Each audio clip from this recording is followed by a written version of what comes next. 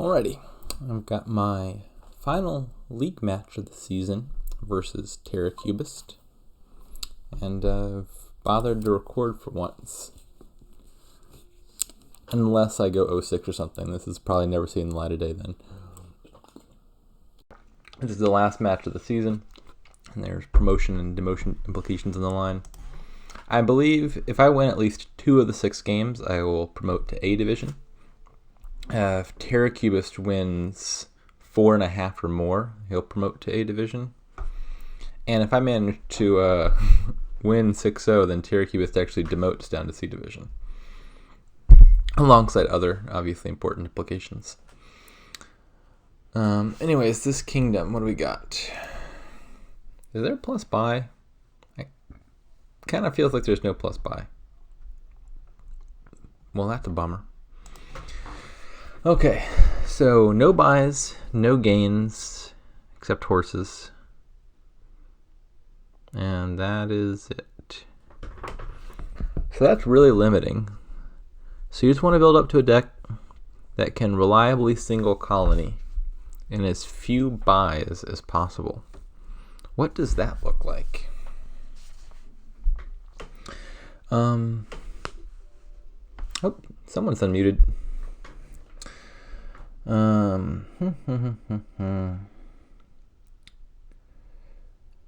I'm not sure if Shepherd is good or not. I'm kind of inclined towards yes. I feel like Shepherd and Hireling interact well together. Hireling gives you a large starting hand, which makes Shepherd more likely to discard a bunch of green cards. Of course, it's a colony game, so you could easily just open with Doctor and then choose to trash the estates. I think on 5-2 I'd probably do that. On 4-3 I'm less sure. Training looks not bad. Okay, they open with Shepherd on the 4-3. I'm kind of inclined to follow suit, I think. How are we trashing? I'm not sure if I want to trash the estates, honestly. Might just be good to use them for Shepherd draw. In which case, like Sauna and Silver might be the best way to trash. I don't think you're opening Sauna Silver, but you're probably gonna buy a Silver in the opening and pick up a Sauna later, just to thin the coppers. Yeah, I think I like Shepherd Silver. And then I think the terminal it's probably gonna be Hireling for a bit, and then maybe eventually Livery. Livery's not amazing here, just because you're only ever getting 1 card per turn, so it's just like plus 3 coins, plus 1 card. Bonfire. That is not what I expected. Yeah, I'm a little skeptical of that, I think. It's not terrible or anything, but if you're trashing your coffers with Bonfire, you're using a whole lot of buys on that, and buys feel like they're the key resource to me in this kingdom. I'd rather just buy like 1 Sauna and trash all 6 coppers with it slowly. Plus, I mean, Bonfire and then a non-payload card as an opening makes you really unlikely to hit high numbers. And I mean, like Fisherman sometimes costs 2, but if your Shepherd, for example, discards estates, Fisherman no longer costs 2. I don't think I believe in the Bonfire. I think this is Silver or Scheme. I think I'm leaning toward, or not Scheme, definitely not Scheme. Silver or Oasis. Oasis makes the Shepherd more likely to find more green cards, but I think I prefer the Silver anyway, just because it jives with my plan to eventually add a Sauna and use that to trash. Well, this is a nice turn. I'll get my Hireling already. So I got 5. I'm not sure if the 5s are important or not. Royal Seal seems not important. Counting House, I mean, it's Counting House. Livery is worth considering.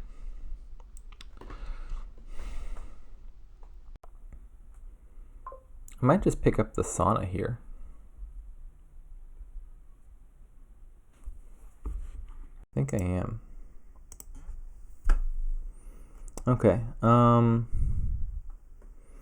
so I've seen last turn 1 of my estates, 3 of my coppers, and a silver. Now I'm looking at 2 coppers. So the bottom is 2 coppers and a hireling. I could just discard 1 estate so as to not... I don't know why I'm too worried about triggering a shuffle. It wouldn't be so bad. But if I just played 1 estate, I would have a 2/3 chance of finding the hireling, not trigger a shuffle that doesn't have my shepherd in it. Alternatively, I can discard 3 of these green cards, and then I trigger a shuffle. It's got a bunch of stuff in it, but I at least draw a decent way through it. I draw 3 of those cards. And, I mean, it's got a decent chance of lining up my Son with my silver anyway, so it's not so bad. Oh, I was thinking it has a decent chance of lining up next turn, but if it lines up this turn, I won't complain. Actually, I'm not sure I want to trash here. 6 seems a lot better than 5, and I'm not confident estates are bad.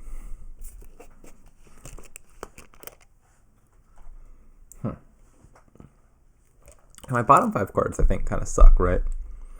Pasture, 2 coppers, 2 estates. That's gross. I mean, like, I could buy Doctor. If this kingdom were stronger, I'd probably buy Doctor just to save that turn. But this kingdom is not strong, so I don't want to waste a buy on that. I mean, it's not a guaranteed dud because I'm going to draw a 6-card hand next turn, but it's a pretty likely unfortunate shuffle. I think I just want another hireling and to not trash.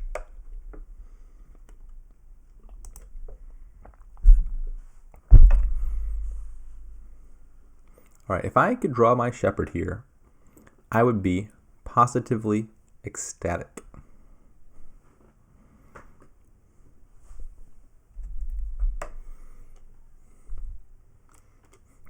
I really like my position relative to his.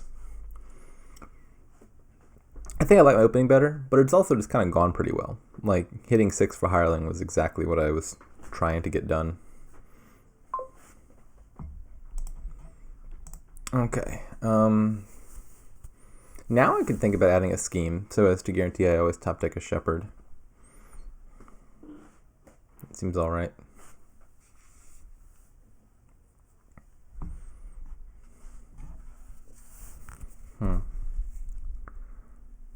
Yeah, I'm starting to imagine, what if I do get a royal seal and a livery, and then every turn I top deck a shepherd with scheme, I top deck whatever green card I buy, and I top deck the livery horse. That feels like a nice little combo for like not dudding purposes. And I need to have 11 payload in deck. So like silver, royal seal, livery is 7. So I need to buy like 1 platinum at some point. That seems pretty doable. Oh, shepherd, shepherd, shepherd. I'm a little disappointed in you right now.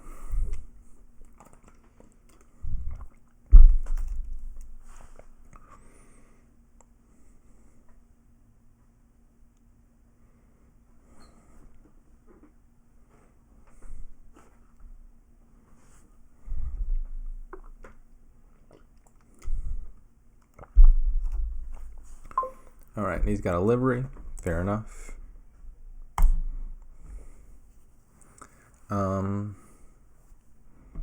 I guess I can keep on with the hirelings. I think they're not too likely to collide here.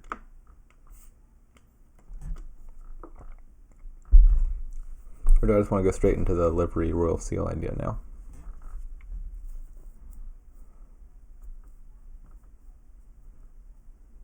I'll do 1 more hireling. Maybe that's greedy. The big mistake you can make in kingdoms like this is building like 1 turn too much and then getting stuck. Because what you want to do is build just enough that your deck can like reliably keep hitting 11 and then no more than that. Because there's no way to catch up. Like if your opponent gets to that point where they can just hit 11 every turn consistently, but a turn before you do and they just buy colony every turn, there's no extra points you can score that can ever outpace that. Because there's no extra gains. And so the goal is just to get up to that deck state as quickly as you can. And so there's of course a risk that like obviously more hirelings is good, but more hirelings might end up being like just maybe too slow or too much overbuilding. This song hasn't done anything for me yet, but I feel like this is going to be the turn where it does.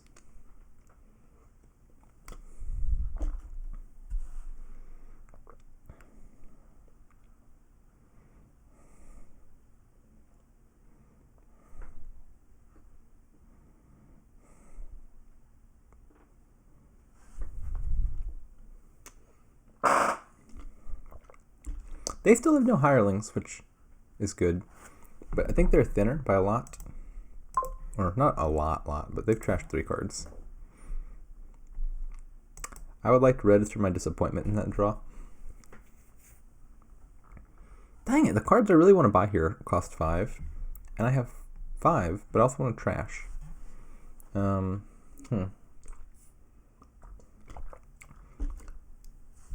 think I value the trashing enough to do it.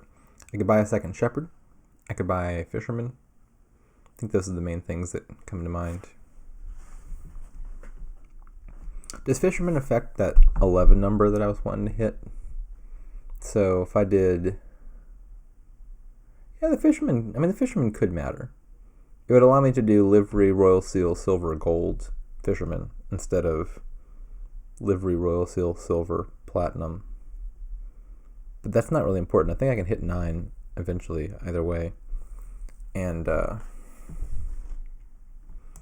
Gold and Platinum are both 1 buy each. And a Kingdom where buys the limitation, the money difference doesn't really matter. So I think I'm just going to take a second Shepherd now. Please, please, please, please, Shepherd, be in the top 2 cards. It'd make me really happy if you were.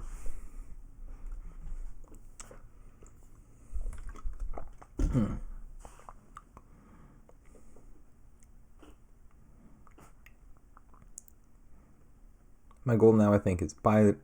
Well, if I play the Hireling, I'm going to buy Livery this turn. If I don't manage to find the Hireling, then I will maybe buy Royal Seal first. Also, drawing not just Shepherd, but Estate, that was wonderful. Thank you very much, Hirelings.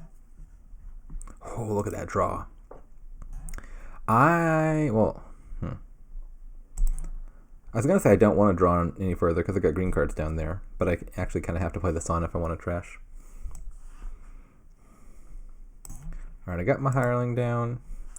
Now, let me just make sure I'll still have 9 in deck if I buy this Livery. Yes, I will. I'll have 9 exactly, won't I?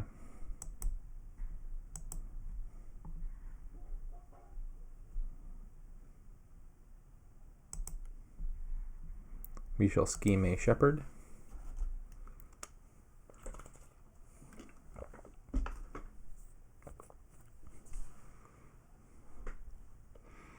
Now I'm going to buy Platinum. There's a world where, based on the state of their deck, I'll have to make that judgment.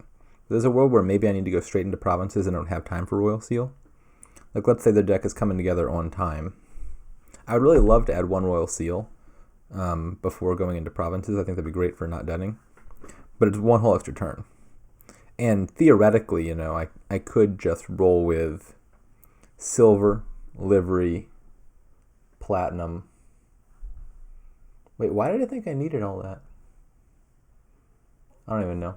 But I could do like all that in just 1 copper. I think would be enough. Just keep the Silver, Livery, Platinum, Copper is 11. Or not Copper, it'd be Pastor. Silver, Livery, Platinum, Pastor, and that's 11. And I don't really actually need the Royal Seal at all for buying Colony. And so at the risk of maybe dudding, that does end up being a turn faster to get Colony. And so I might consider skipping Royal Seal after all.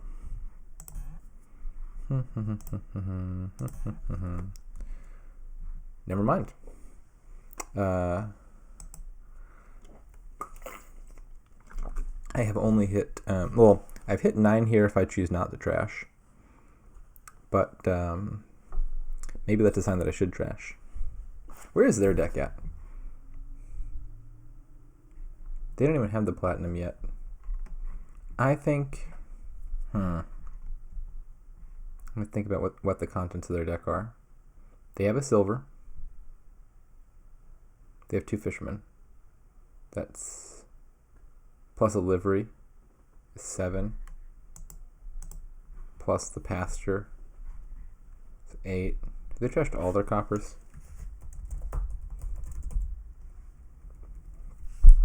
They trashed 5 coppers. Okay. So, there is some risk. They've got exactly 9 left in their deck. They've got 2 fishermen, silver, livery, pasture, copper. They could buy platinum this turn and then start colonying next turn. And I'm not exactly sure how reliable their deck is and if they could just keep doing that for like 5 turns straight. If I'm worried about that, I should just not trash this copper, buy platinum immediately, and then start buying colony. If I'm not concerned about that, I would like to get the royal seal in.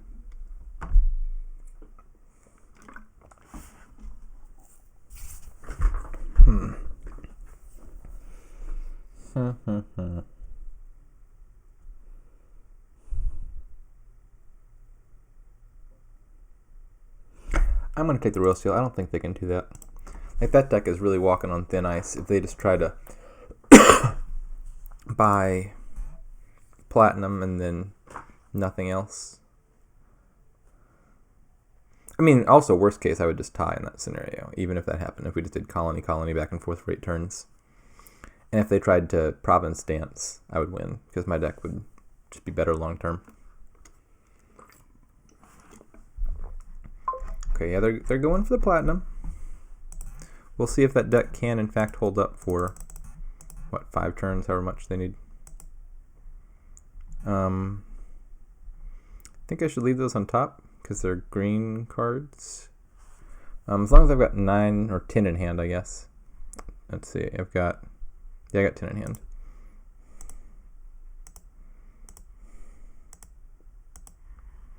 So we're going to buy this now. We're not going to top deck that. We're going to top deck this. We're going to continue, and we're going to scheme a shepherd. Yeah. I am concerned that I may have overbuilt. I think the best chance they have of winning is if they can just do colony 4 times in a row here.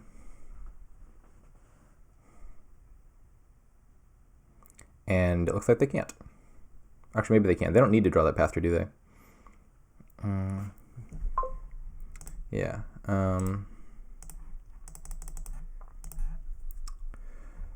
Gotta play the scheme. Should probably play the sauna. Then we'll play the livery.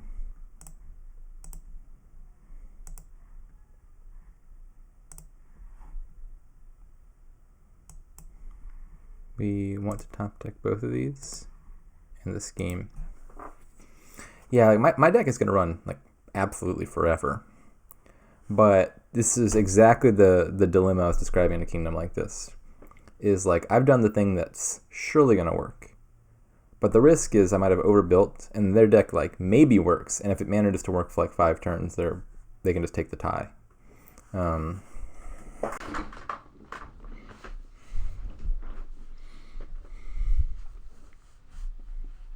It'd be nicer if I were player 1 in this scenario. Oh, I mean, like, counterfactual if I were player 1 and bought the colony before them. Because if we're going into 2 colonies left, they're the one who gets to choose whether to accept the tie or not. Like, with 2 colonies remaining, they can buy the last colony and offer the tie, which I think I would have to take. And obviously, if given the option, as in this scenario, I would just decline because my deck is going to win out long term. But they can just choose not to have a long term.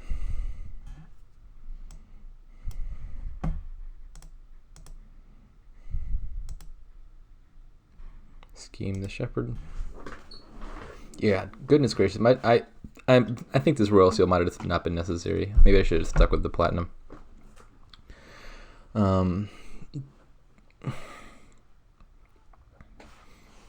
I am disappointed in myself.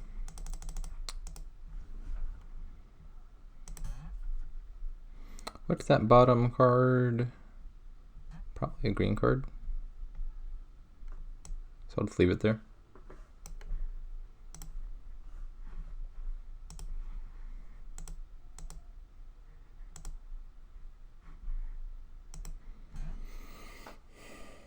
Maybe it was a horse. It was one of the two. No, it was definitely a green card. It was that estate. Please dud, terracubist. Pretty please.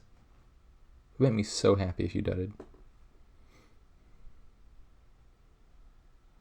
The problem is, he's got to really dud. Because like if he takes province this turn, then I take province, then he can just buy colony the next turn, and we're gonna end up in a tie. I think I underestimated the quality of his deck a little bit. I thought that he bought platinum there in what looked like a more rickety situation, that he was not going to be able to colony consistently from there on out. But he has in fact been able to. And so I went for the extra turn of reliability with that royal seal, and I think it was just unnecessary. Now, if he doesn't even hit province here, then I win. But there's no way. There's no way. He's just going to take the tie. Yeah. I am rather disappointed in this outcome. I feel like I had a better position, and I feel like I know exactly where I squandered it.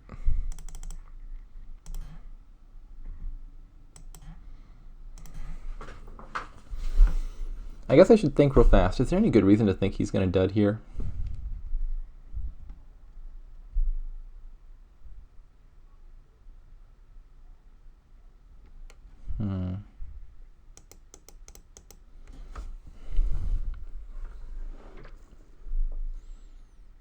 Now he had a few cards on top of his deck, right? He found his fisherman, he found his platinum, found his livery.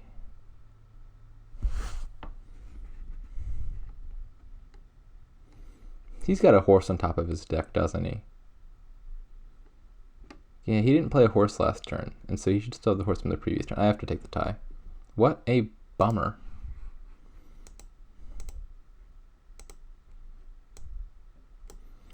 Royal Seal's a bad card. Who would have known?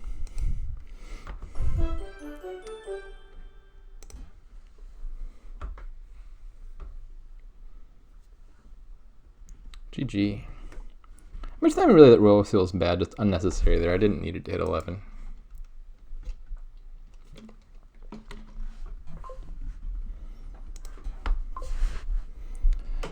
Okay. So we've got, Counting House Traveling Fair. I immediately saw Traveling Fair and looked for Counting House. I was like, nope, never mind, it's not there. But that's because it was hiding on the bottom row, because we've gotten an obscene number of 5-cost cards. So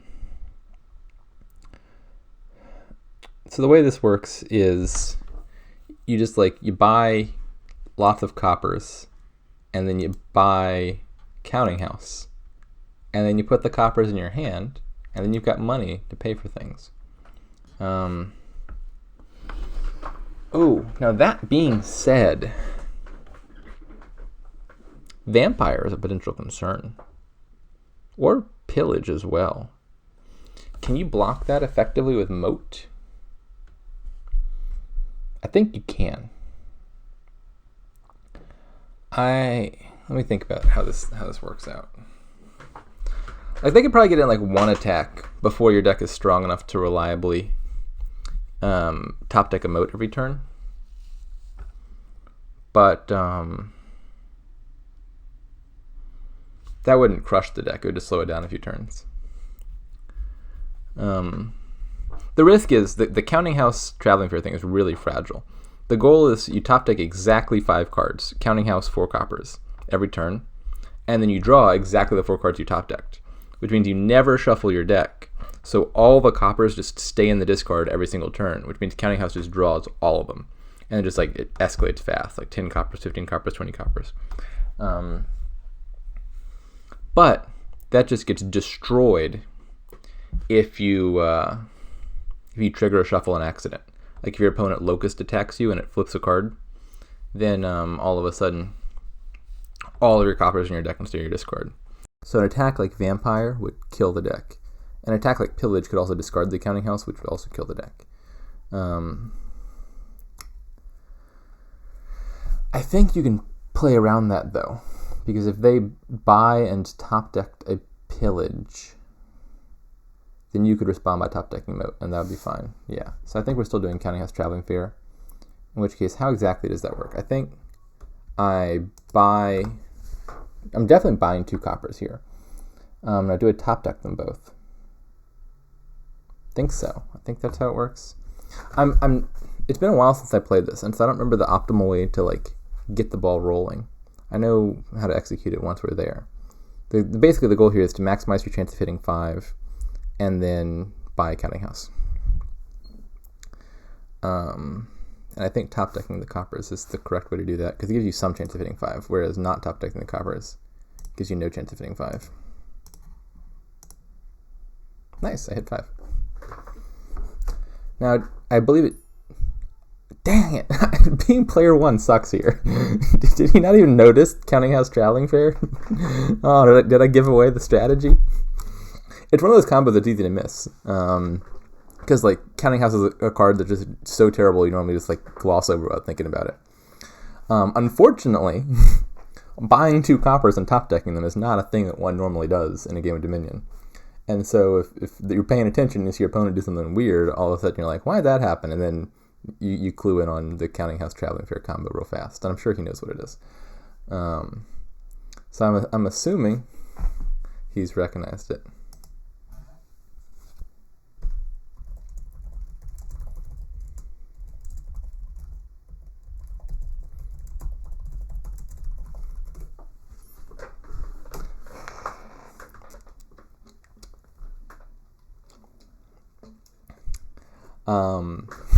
I'm guessing this long thing is him rethinking his game plan, now realizing that he's got to play Counting House Traveling Fair.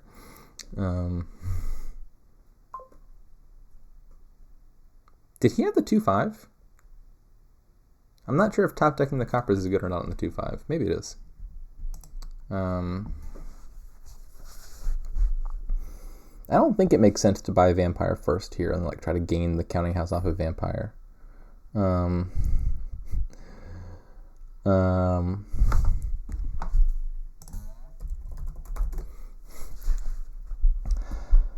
I think it just makes more sense to buy the Counting House immediately, pretty sure. Right? There's just no reason to try to get fancy here. Counting House Traveling Fair is just like so strong on its own so as to not make a difference. Or to not be easy to improve upon. Okay, so now I buy coppers but don't top deck them because I want to find my Counting House.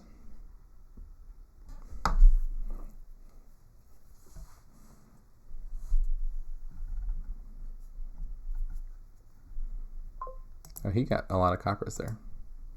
Definitely the better hand between these two, because he both got to buy 1 more copper than I did, and he also got to 1 more copper is in his discard now.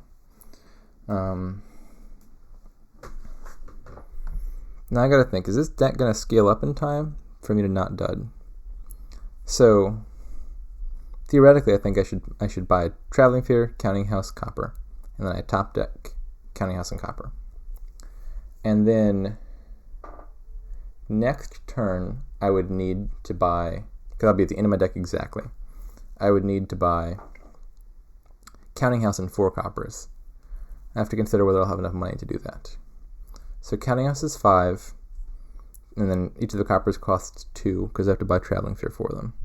So that would require 5 plus 8. Well, that's some tough math. Do I have 5 plus 8 money in my deck? How many coppers have I bought so far? So I had 7 coppers to start with. I bought 2. That's 9 coppers. Then I bought 2. That's 11 coppers. Uh-oh. It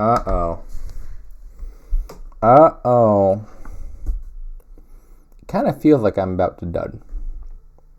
The issue is, if I just buy Counting House Traveling Fair now and go up to 12 coppers, if I've counted correctly, the next turn I will have just not enough money to buy Counting House and 4 coppers, which means I'll trigger a shuffle, and then you've got that problem where the coppers aren't in your discard anymore, because they're all in your deck now. And I think he won't have that problem because he got to buy that extra copper on turn 3.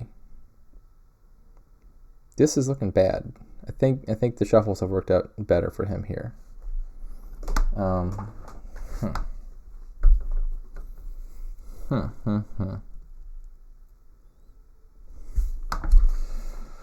Let me just double check. So, counting house and 4 coppers is definitely 13 money. And I'm looking at 8 coppers here, plus 1 that I buy is 9 coppers, and I got 3 coppers down there. It's 12 coppers. 12 is less than 13. This is a big problem. This is a really big problem. Now I'm kind of thinking maybe I should just like top deck Vampire and try to like ruin his turn then, because he's not gonna have that problem. He's gonna be able to do it. He's gonna have exactly enough money.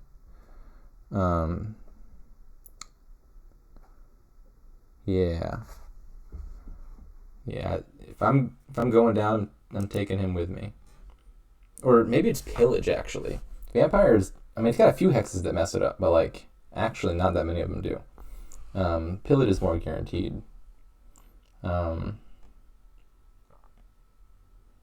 I think I got a top deck Pillage here actually. I want to do that. Top deck.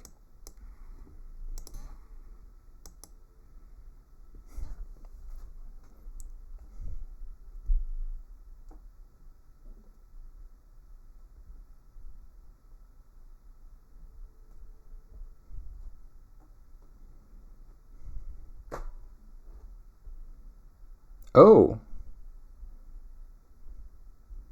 I didn't consider the possibility that his counting house would have bottom decked. But actually, I mean, that works out for him anyway. He's in a totally fine spot regardless. Well, he would be, except I'm about to do this. Feels bad, don't it? I don't want to top deck these. Where's my counting house?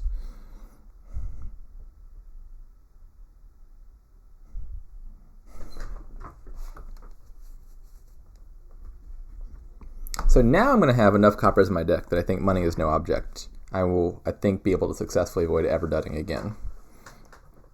Because if he tries to like do the pillage thingamajig back, I can just top deck him out, and then I'll be good to go.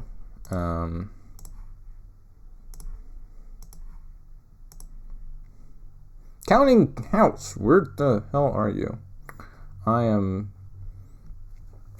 the counting house being bottom deck sets me like somewhere between like 1.5 and 2 turns behind. But I think I'm still in a fine spot because I got to pillage his thingamajiggy. Behind, not relative to him, behind relative to like where the counting house, or where I would be if the counting house were in the optimal spot in my deck. Now here I have to top deck all 3 coppers because I need to have 5 cards in my next hand, so as to not trigger this shuffle. I really don't want to trigger that shuffle.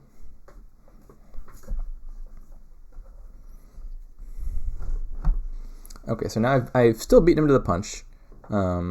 It seems the shuffles have worked out a bit in my favor, / being player 1 has worked out in my favor, even if not perfect. I think it seems like I've gotten the better into the stick overall. I'm never going to play these spoils. Like, I have no intention of ever shuffling my deck, so they're just going to get stuck there. The pillage was exclusively for the attack. So they haven't done any tricky things with pillage or vampire that I need to watch out for yet. So we're going to top deck a counting house. We're going to top deck some coppers. Top deck. Top deck. Top deck. Top deck. And I'm pretty sure I just take even more coppers here.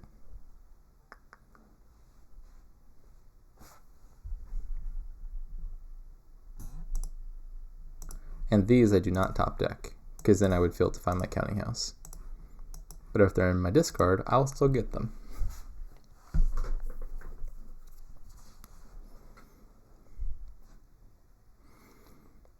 Okay, so he's just like a turn behind me.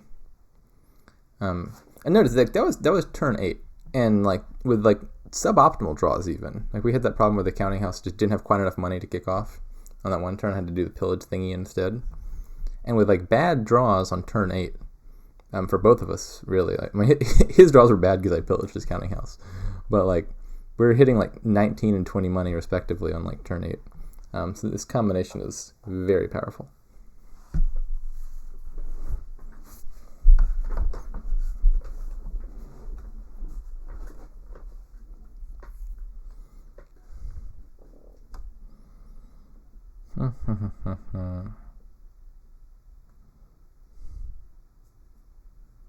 Now, I don't think it makes sense here to get fancy and like try to attack him, does it? I could try. I could top deck like a vampire, and then it makes him get a moat. But then even if he gets a moat, I can just like play the vampire and get a duchy. And so it's really no different than just buying a duchy directly. Not at all. So yeah, I think I'm going to do that. I'm going to score some duchies, I think, here, is my plan. And that just causes him the minor inconvenience of having to like buy a moat every turn, which just costs a little bit of money he wouldn't otherwise have to spend.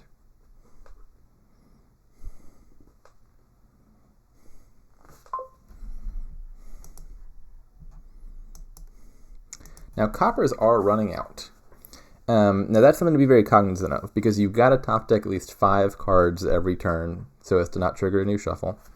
And that's really easy with coppers because they cost 0, functionally 2. But top decking 5 stuff of value is really hard when you're having to buy plus buy a traveling fair every time. It costs a lot. So you got to make sure you're doing that.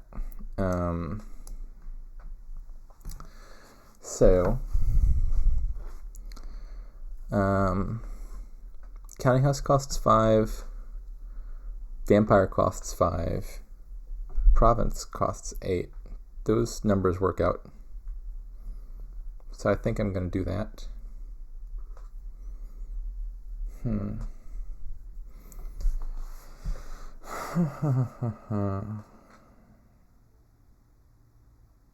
Yeah. I think I'm just going to do province, vampire, counting house, 2 coppers. Alternatively, I could buy traveling fair again and I have 17 left. That would allow me to like top deck like a safety card.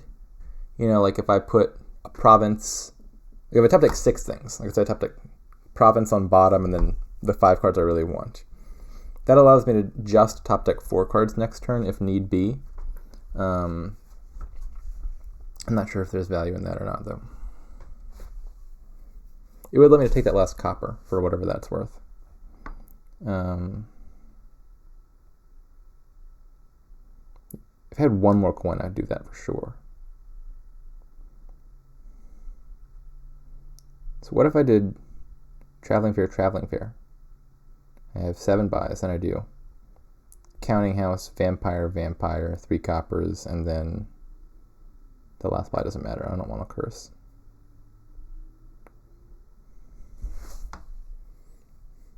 Yeah, I think I'm just going to do the province thingy now. Top deck. Top deck. Top deck. Top deck. Top deck.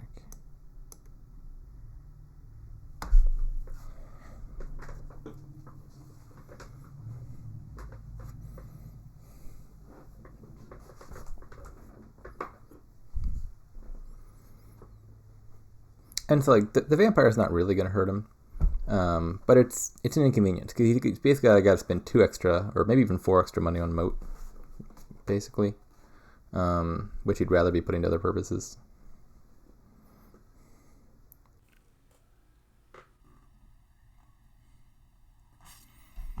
What's the copper split looking like? It looks like I have 1. I had 27 coppers and I've added 2, so I'm at 29 coppers. He was at 26. I'll get the last one, 27. So I've won the copper split, which is, the important thing normally. I sure hope I didn't open up a pile out. I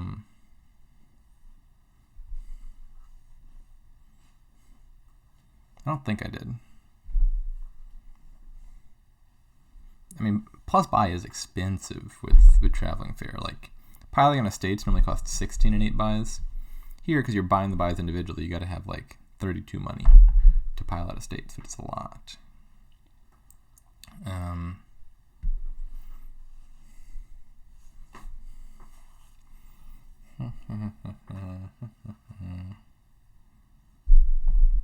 There's also consideration of denying counting houses at some point, because like the deck does require having counting houses in the deck to function, and so you can just like steal the last few counting houses and really take the wind out of their sails. I'm not sure exactly what point to do that, but I have to be constantly vigilant of that threat. Then the deck kind of dies, and it gets a lot worse. And then you just like cycle through a sea of coppers. Every once in a while you find a counting house, and then you can buy like a province with it.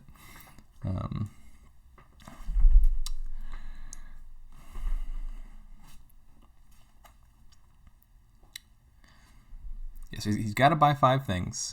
Actually, no, he doesn't. How does he have 6 cards on top of his deck? Was he not drawing his whole deck? I'm a little confused.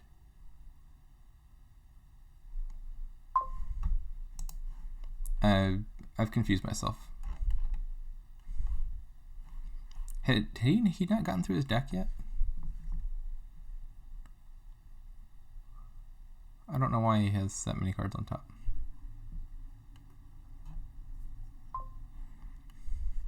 I guess that gives him less reason to be afraid of the vampire then, doesn't it? Fair enough. Fair enough. Because like the best vampire attacks here are going to be like Famine, Locust, etc. that are going to like remove 1 to 3 cards from the top of your deck. And if he just happens to have 5 or 3 spare cards sitting there, then I'm not sure that... Oh, War. If I get War, that could decimate his deck. Because that would trigger a shuffle. Or would it? Actually, War might not do anything, because War would discard those 3 cards and trigger a shuffle. But then I don't think he actually has any 3 or 4 cost cards, so it would just draw all the way through his deck, and then create a new clean shuffle anyway. Okay. So he had 26 copper the last turn, but I'm concerned he might have a few more than that. Like 28 is a big difference from 26, because that means he could triple. I'm not sure to what degree I could or should try to play around that. Probably should try to play around that, because there's a good chance he's got 28 in hand. So step 1 is buy traveling fair.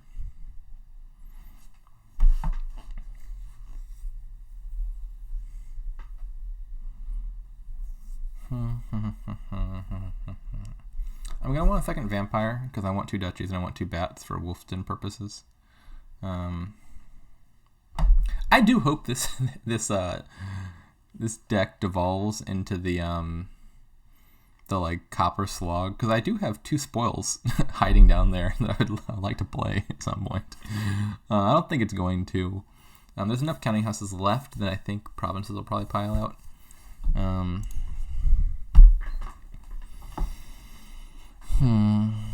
So I feel like I should probably take a province.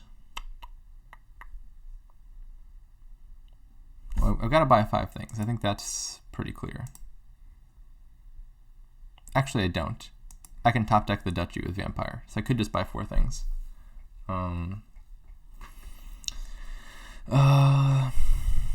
So counting house costs 5. That leaves me with 18. Then I could buy 1 province, and then he can't quad province. That leaves me at 10. Then I could buy vampires. That works out nicely, I think. Giving him a curse would also hurt a lot with Wolfden. Not that much. You could buy a second curse to negate the Wolfden thing, but it would hurt a bit. Yeah, I think I like this play. We're going to go... I'm going to make sure that the traveling fair works on the duchy. Oh, my mouse isn't working very well. Yeah, traveling fair isn't specific to the buy phase, so it's going to apply to the knight phase as well. So I'm going to top deck Counting House, Vampire, Vampire, Province. That does not matter at all. Discarding a copper has literally zero impact on his deck. And here I think I just want duchy for the points. We're going to top deck it.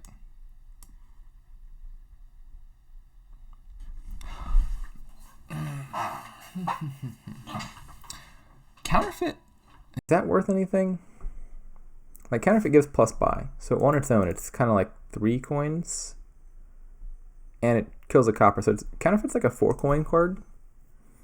I didn't really think about it until after this turn finished, but maybe there's some world where top decking counterfeits is a really good idea for a big finish. That actually might have been the better play. I didn't count that out, but I wonder if top decking counterfeits could have like threatened a province ending for me. Definitely something I should have thought about.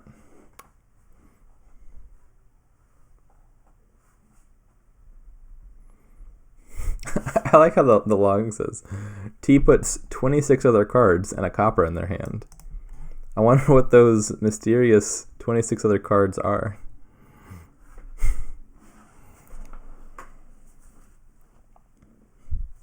Could be anything.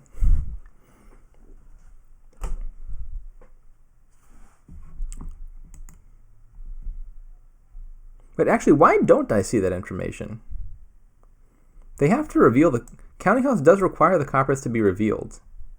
So, like, I should get to know that those are all coppers. I don't know why the log is hiding this information from me. And, like, beyond the obvious fact of it's Counting House, I know what they are. Like, strictly speaking, it should literally say, put 27 coppers into their hand. Because they have to, like, reveal the coppers and verify that they're putting coppers and not random other stuff into their hand, per the rules. I wonder about that.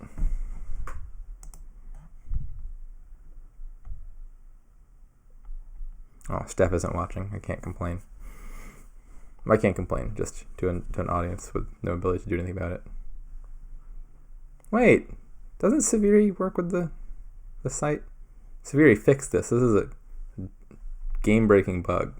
The log for me, I'm sure the spectators can see normally, but like the log for me says, T puts 26 other cards and a copper into their hand. That should say 27 coppers. I'm pretty sure of this. If I'm wrong, DZ has probably already corrected me in the chat, but I'm pretty sure I'm right. Like, those coppers should be revealed, and so that's like open information that I should have access to, that those are in fact coppers.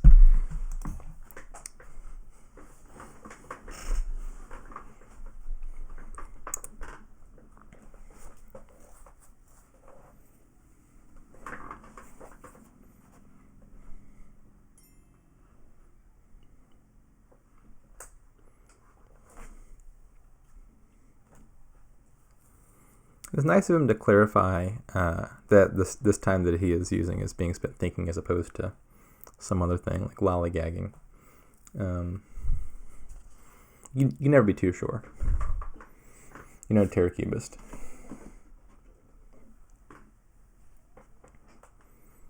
It's probably a lie. He's probably not thinking. He's probably spending his time editing the wiki.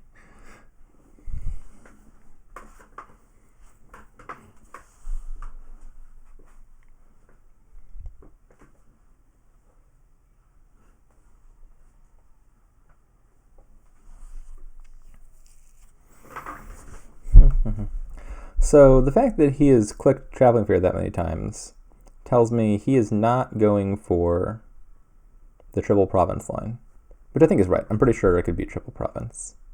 I didn't count it out or anything, but I'm pretty sure I can beat triple province, especially with like a good hex like Misery or Curse. Well, it's not called Curse. Misery or Plague.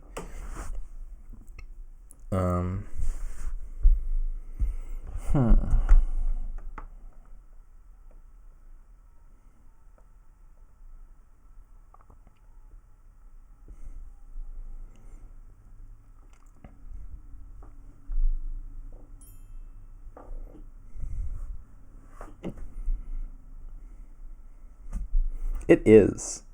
It is a tricky situation, especially because like this combination, traveling fair plus counting house, is like, really different from like anything else in Dominion. There's like no other deck that plays remotely like this. And then B, it shows up so rarely. You know, like counting house is 1 in like 360 cards. Traveling fair is 1 in some large number of landscapes. And so it's not like you get a whole lot of games to practice. So that I think the last time I played Counting House Traveling Fair was versus Sam E. like 4 or 5 months ago. And then he missed the combo. And so I didn't really get to even experience the like Counting House Traveling Fair duel.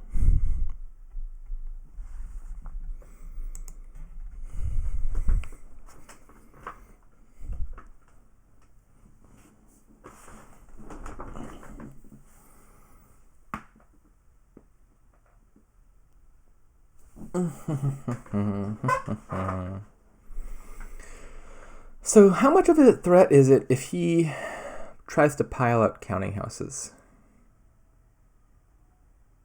I think not. I'm pretty sure it's not a threat. I think if he piles counting houses, I can pile duchies in copper. Actually, maybe not. That's a lot of money. Maybe that is a threat. How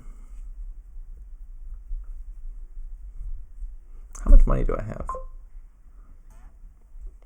Oh, he's left open the easy strategic out. I can just click this make terracubist resign button.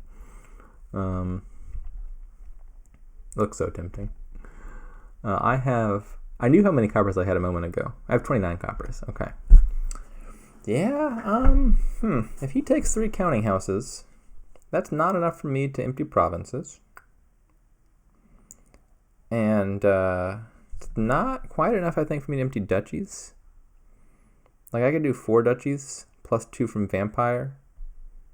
I'd be really close to emptying duchies, but like not quite. But for him to take 3 counting houses, he's got to spend almost all his money on that. In which case, I could probably take a big enough points lead. I don't know, is that even true? I think I could take a big points lead. Such that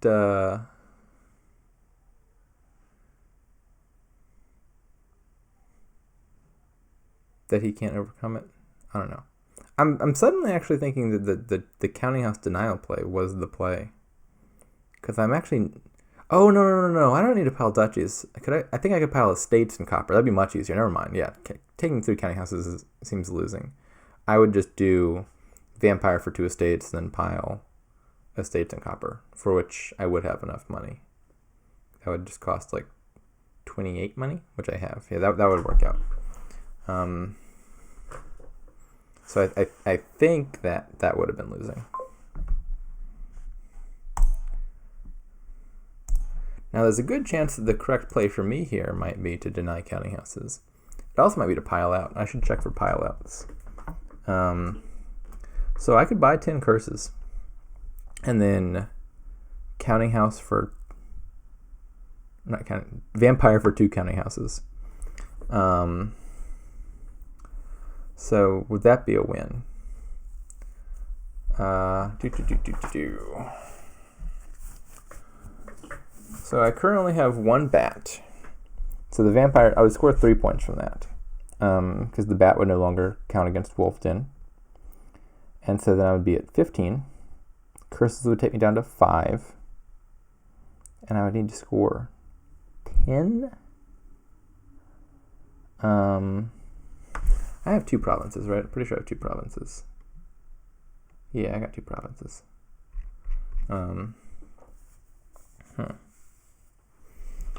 So curse will take me down to 5. The curse pile out would cost 18 functionally. Spend my first buy on curse and then a bunch more. And that would leave me with 11. Which is enough to buy a province or a duchy, both of which are an equivalent amount of points, actually.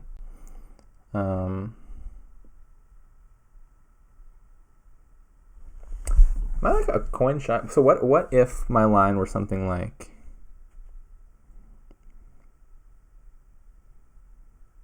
No, that's not enough points anyway. I don't think I can do the curse pile out. Just the curses cost so many points. That's hard to overcome. With a good hex, I could. Like, if somehow I knew that... Wait, he didn't top deck a moat? Even though he knew I have 2 vampires in my hand? That is bold of you, Mr. Terracubist. Bold but foolhardy. I really hope he gets punished for that. I sincerely hope that I get a good hex here. Because he deserves that for his sheer cavalierness. I don't have a good word for it. It's just you're begging for pain. In any case, to have a different pile out.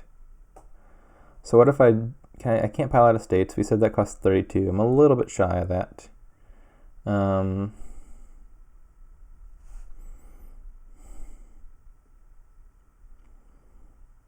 maybe I play for having another turn. I think that's what I gotta do. The problem is, like, the more these counting houses lower, the more pile outs get really, really possible. And there's a big, big threat that he piles. I have to be very careful about this. He's got 29 coppers, 30 coppers, maybe slightly more than that. How many coppers are in a game of Dominion? 46. There's 60 coppers in a game of Dominion. And I have 29. So he's probably got 31 coppers total. One of which may be bottom decked. I should assume he's got 31. This is too much math. There's a lot of counting. Thematic, I guess, for counting has traveling fair to involve counting, but annoying. Yeah, so he's got 31 coppers and 2 vampires. That's a lot. That's a lot of threat. If I were to buy 2 counting houses here, I feel like it is very likely he could pile on me.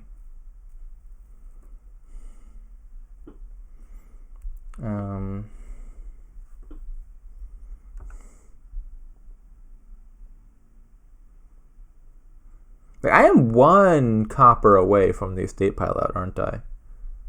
That would just cost 30 exactly. If I don't have to buy anything else, it would cost 30.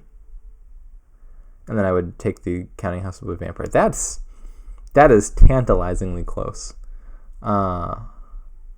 Being 1 copper away. What a shame.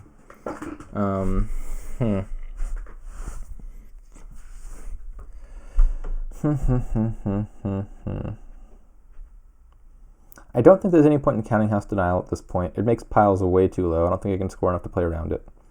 And most importantly, I don't think the game's going to last long enough. Like, that would assume that he has 2 more turns, which he won't. Whether he wins or loses, it's going to happen like the next turn and a half. So I could, if I can't find a win, I could just buy 1 counting house, then 2 moats, and then points of various sorts. The only card I need to double up on, besides Bat, which will naturally happen, is Duchy, which I can do. So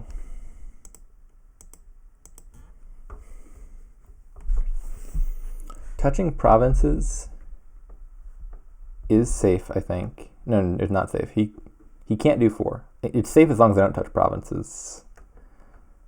But if I buy a province, then he can pile up provinces. This is awkward. What do I even buy that is even productive and not inviting a pile out? If I lower duchies, then all of a sudden that becomes a threat. These numbers are working out awkwardly for me. I'm so close to a pile out, but not. Then I have to lower piles, which means he'll probably have the pile out next turn. Annoying. Yeah, like if I were to take a counting house and a duchy even, just like something as simple as that, then I think he could do 5 duchies and a counting house. He's got 2 vampires plus 30 money. Yeah, that'd be enough to empty that. Bummer. Big bummer. What if I don't lower anything except counting house? What if I just take a counting house for next turn and then leave the duchies where they are? Can he do counting house and 6 duchies? He has 2 vampires on top, and he's got 31 coppers, I think we said.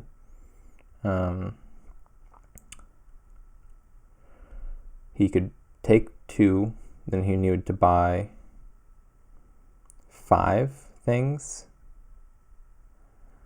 and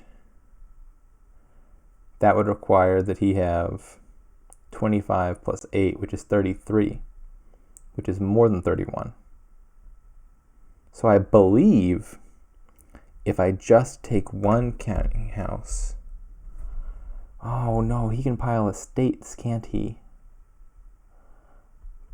Bummer. Big bummer. I might be really riding on these hexes. I might have to really hope that one of these hexes really wrecks his deck. Which is not that unlikely, to be honest. But if I just like took a counting house and scored no points, I think he could do counting house estates pretty easily. These numbers are just working out in such an awkward fashion. Maybe there was a better play last turn that gave me better odds. Huh. Maybe the province was a mistake. Maybe I should have just like taken more vampires. Or 2 counterfeits. I'm starting to think that I might have misplayed the previous turn, and I just like didn't sufficiently consider this line. It's also possible there's just been like a pile out here this whole time, and I haven't noticed it, and everyone in chat is laughing at me. Can't roll that out.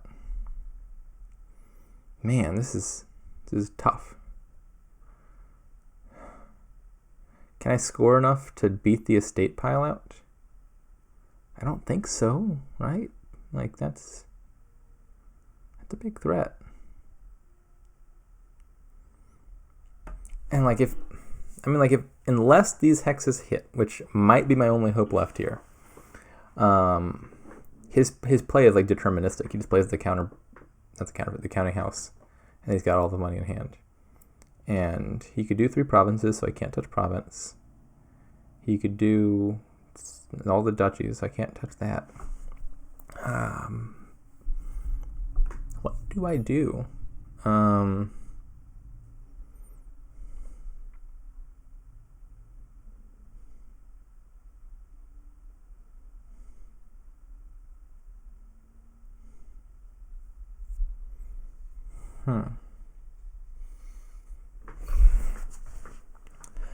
I'm increasingly coming to the conclusion that I've got to play around one of these vampires just like wrecking his turn. So what's the safest way to do that?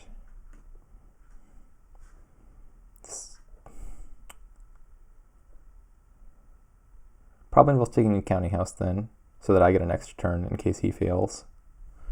So I'm going to top deck a counting house.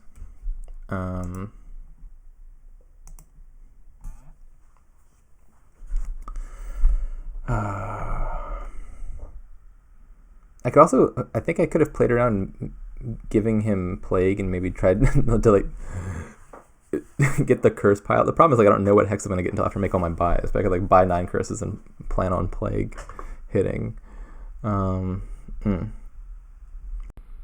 Locust won't be enough to do it because of he's got one card left on top.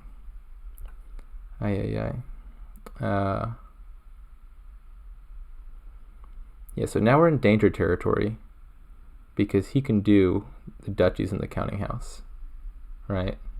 We said that already. 25. Wait, no.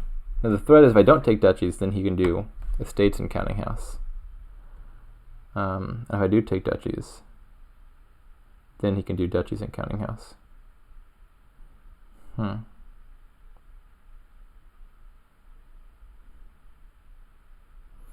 Is there a way for me to score here without lowering? Like, I would need to surpass 23 points to protect against the estates. Can I do that without touching estates, duchies, or provinces? I mean, I'm going to get 3 and that'll bring me to 15, but that's it. Gosh, dang it. I'm frustrated at how close I am. Like, this hand is like 1 copper off of the estate pile out, and I think pretty close to doing some other stuff as well. But just a tad far.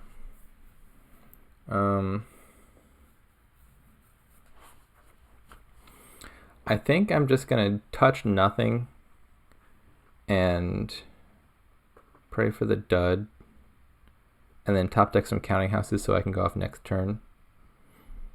Which of these costs more for him? Estates plus counting house or duchies plus counting house? Estates would cost him 28, 26. The duchies would cost him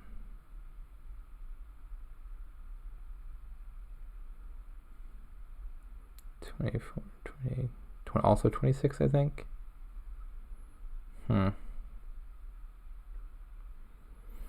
Yeah, I think it all comes down to these hexes. I think I've got to get a famine here to win, which is a scary proposition.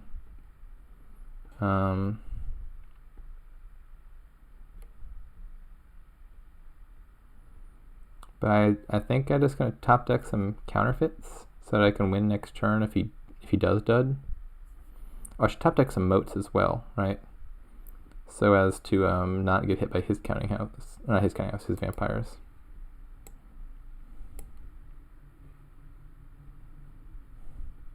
In which case I should probably take 2 of them, because that's worth points.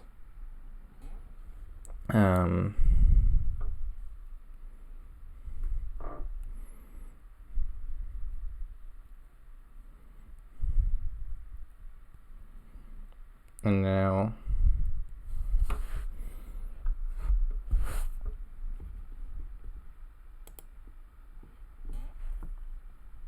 I don't even know what else.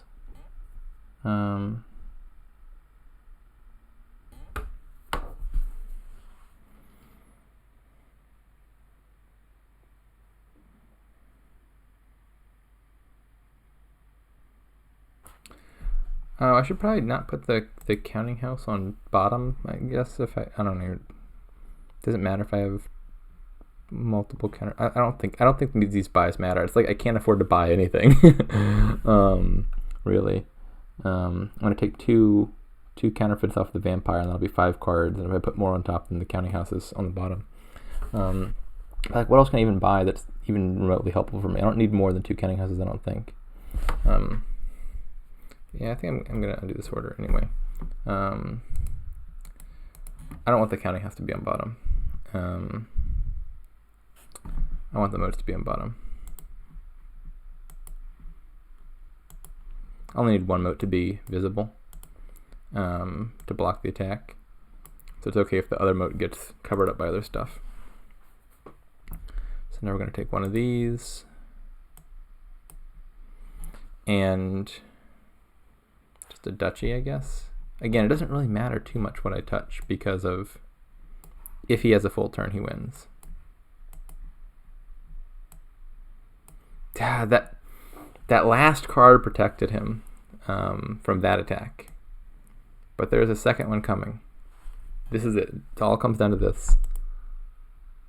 Dang it! That's the opposite of helpful. You're giving him more protection. Okay, so he just wins now. On counting house duchy.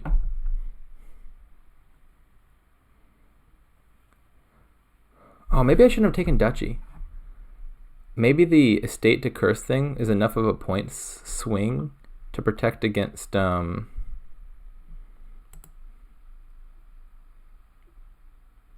estate pile out. Maybe I should have thought about that. I don't really think about the plague. I don't know. I don't think it would have been, because I think if I didn't take the duchy, my points are 6 points lower. I think the answer is I had to pray for those hexes. Maybe I'm interested. Maybe someone else has found a line that was winning there, either on that turn or next turn, but I couldn't find it. That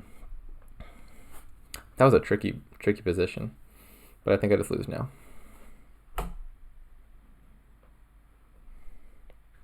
I think he'll be able to find duchies and counting house pretty easily.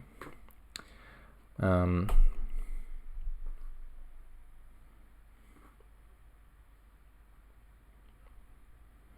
is 29 enough? That might not be enough. That probably is enough. Yeah, that's still enough. He wins. Bummer.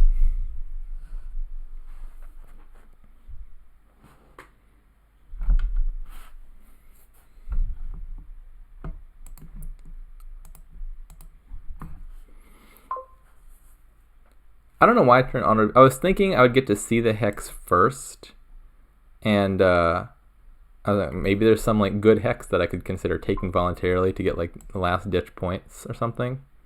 But I don't even think about the fact that I don't get to see what the hex is until too late.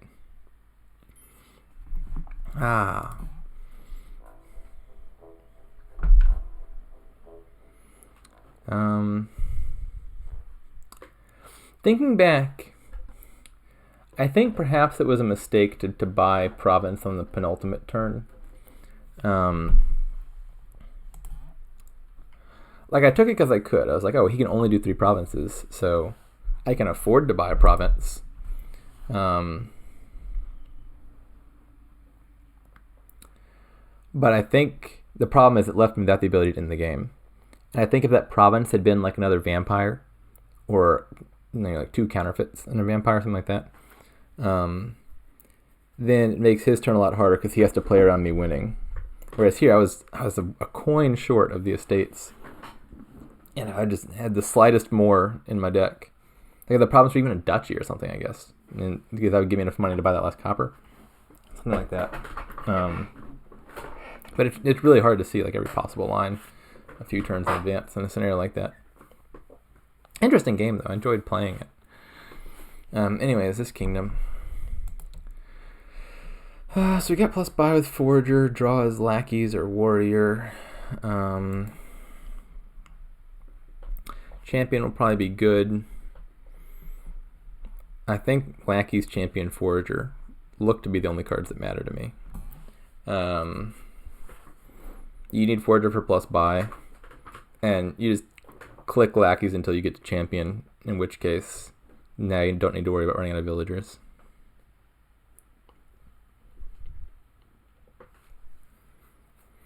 So the openings, I think, the only possible openings, I think, would be like Forager Page and double Forager.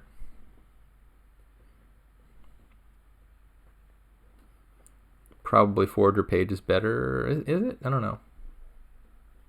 You could consider Lackeys Page as well, I guess, but I want to get trashing. And Forager gives you the opportunity to potentially buy 2 Lackeys. Yeah, so he just takes the page. Fair enough.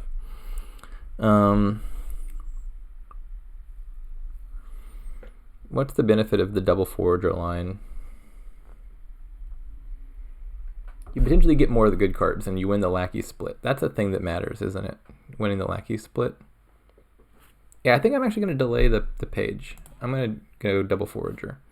My reasoning is, even if, oh, he has a 2/5. Well, that makes it an easy choice for him. He's just going to do Cobbler. If he sees Cobbler turn 3, that's great. If he sees Cobbler turn 4, it's okay.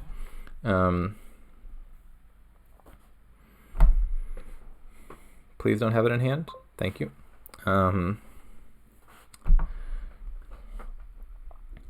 Anyways, I think that getting to champion ASAP isn't important because I think the villagers will like ride me out long enough that to me it's more important to get the Lackeys.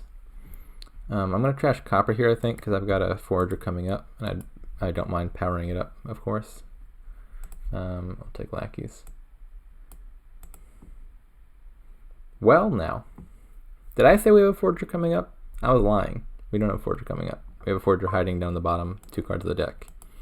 Sucks. How did I not manage to buy 2 Lackeys on either of those turns? That's real sad. Well,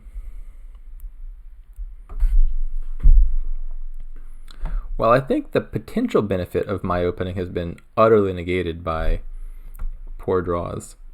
The whole point was to get ahead on the Lackey split, which I'm now struggling to break even on.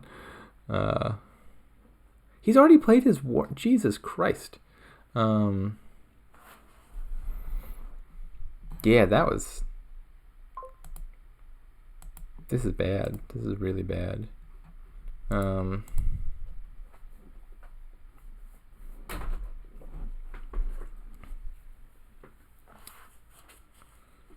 This is also probably largely just a function of being player 2 in this kingdom. Like, he's going to have 7 turns to my 6 to empty Lackeys. He's already got 5 of them? Yeah, I'm lost. I'm for sure lost here.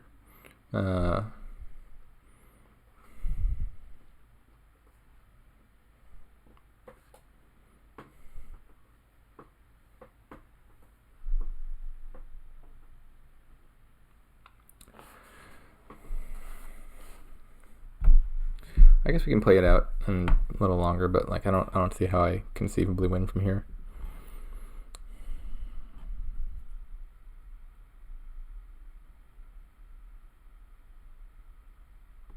No, I wide. Yeah, GG. Oops, that's too many G's. I'm not even sure what I'm expecting to happen. Like, there's not any like uncertainty. He can't dud with that many Lackeys. He can't be attacked with champion. I'm not even sure there were attacks in the kingdom other than warrior. That was just already over in a way that I don't think bad draws could possibly affect. Well, I only have to win 2 total games to promote, and I'm failing at that. That is sad.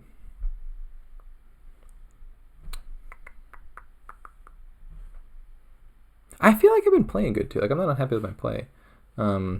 Game 2, I apparently managed to choose the better opening, and then I don't know. Game 1, I know exactly where I botched it, and then Game 3, I there was no way I could possibly win Game 3 with the draws.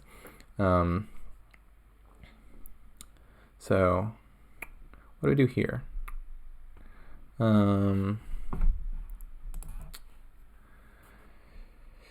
Another. Uh-oh. Is it another single buy kingdom with Hireling? This is feeling awkwardly familiar. It's going to be like Game 1 all over again. I'm going to mess it up again. Yeah, there's no plus buy here. Well, except for the pseudo plus buy on Pursue. Are there gains? Rocks gains. Silvers. Slay gains horses. I mean, you could build a deck that curses your opponent every turn by catapulting a horse at him. That doesn't seem very worth it, because trashing is easy here between Sauna and Catapult. This is feeling very similar to Game 1.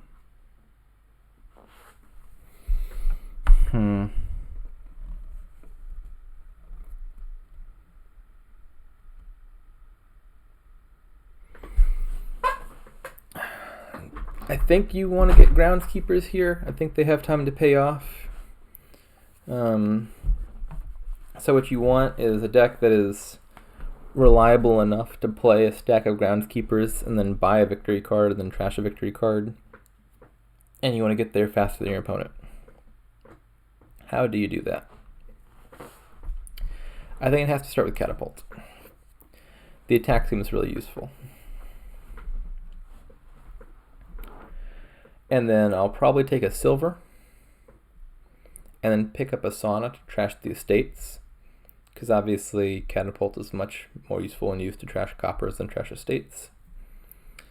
And then maybe a Hireling at some point. And then otherwise you could do like Border Village Slay for draw.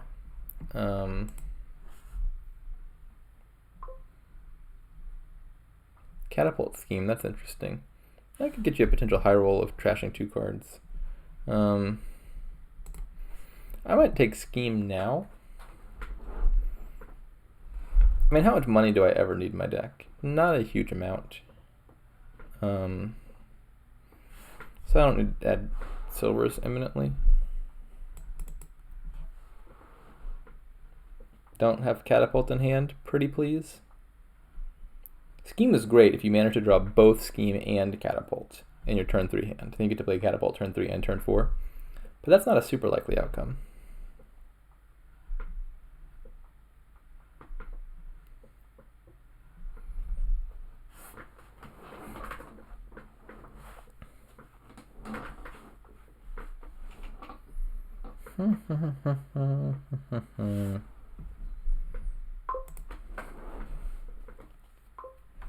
I shall take the sauna now.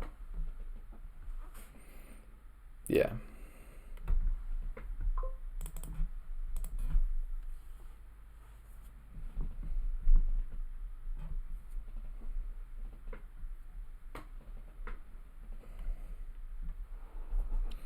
So we're both going to scheme catapults this turn, which means these attacks are just going to keep coming.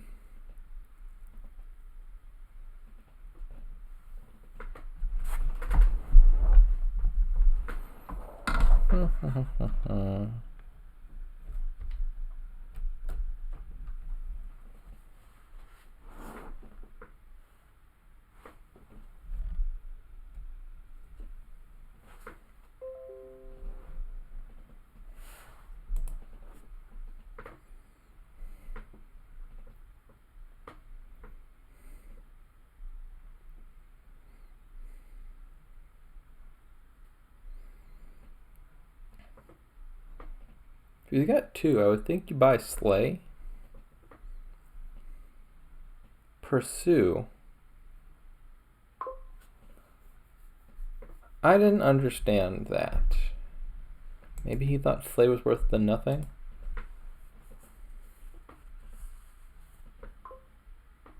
I don't know. That confused me. Scheme catapult. Pretty pleased. Draw silver. I'd be really happy if I drew a silver here. 1/3 shot.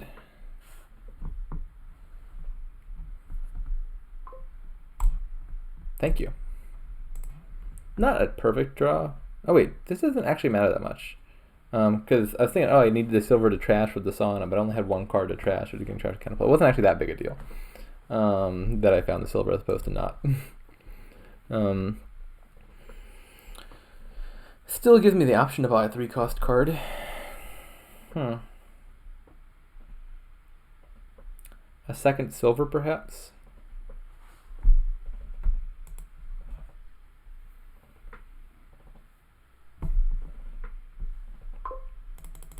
Well, he found Scheme and Catapult on the top, which is really good for him.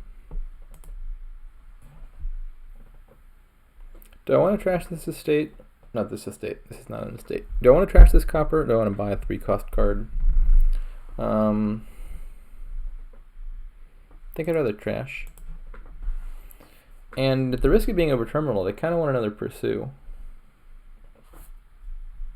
Not another Pursue, another Slay.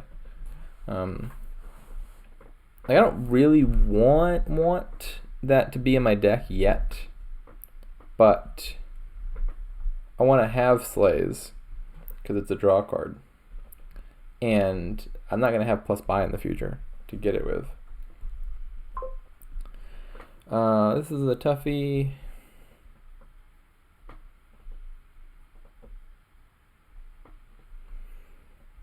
What are those top 2 cards there? Are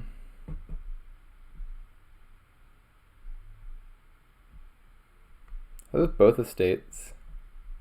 It's a real bummer if they're both estates. I think they're both estates.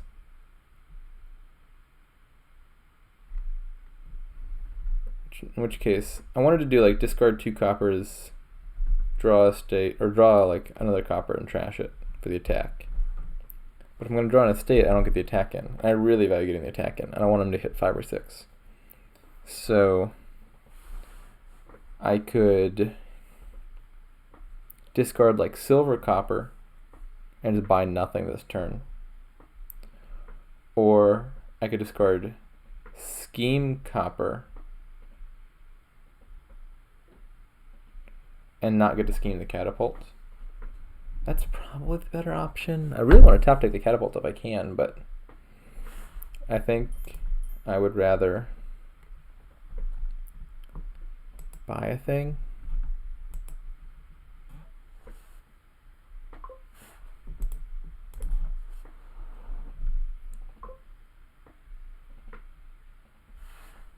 Just another silver. Yeah, they're both estates, which I will now discard.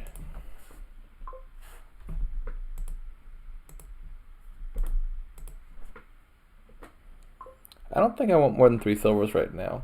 Nothing I plan to buy, perhaps for the entire game, costs more than 6. So I could just take another scheme, I guess.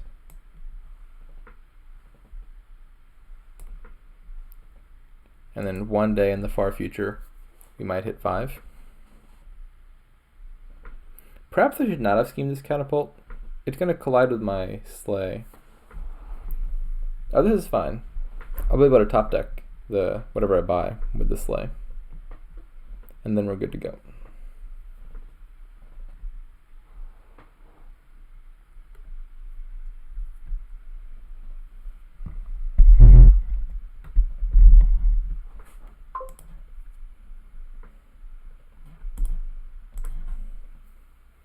I wish I could hit 6. Getting a border village and a royal carriage or something to that effect would be wonderful. Didn't quite happen this turn, but we will live. We can go royal carriage, top deck.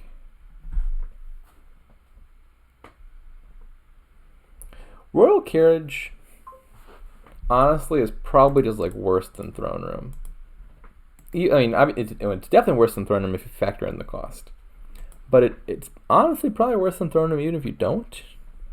And this is one of the scenarios that makes me think that.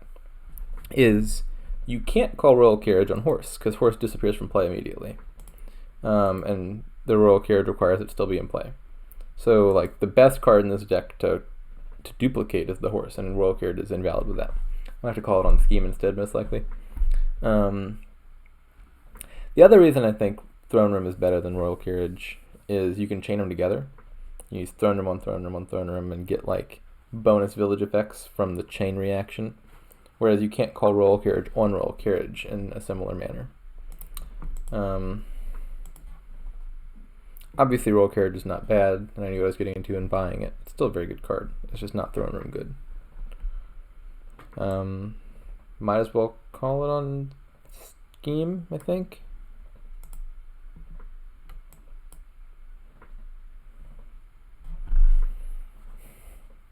I could trash this silver to get an attack in. Does that make any sense? No, it doesn't. I was going to say, because I can trash the estate with my sauna anyway. But if I trash the silver, I can no longer trash the estate with the sauna. So I think I just have to trash the estate. And we're going to take slay, scheme, something. As I say that, silver is not a ridiculous thing to buy, even if I don't want 4 silvers in my deck, just because I can catapult a silver at some moment to get an attack in. This sauna has not been useful to me. The catapult attacks have just been hitting so often that I haven't had a good enough hand to trash with it. I really value these slays, even if I'm over-terminaled at the moment.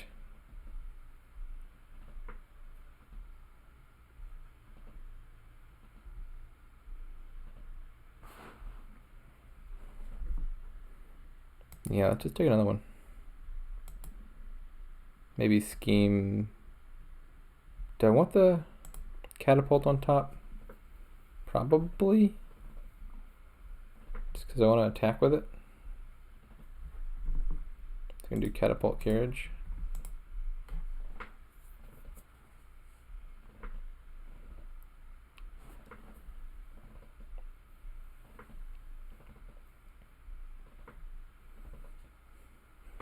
I wish rocks weren't hidden. I would totally buy rocks in this kingdom. Just to feed a catapult attack every turn. I think that would be worth it.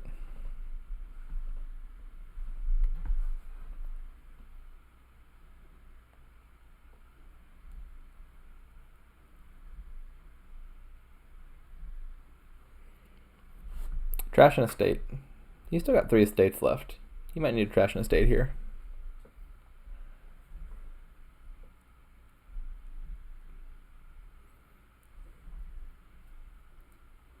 Yeah, don't attack me.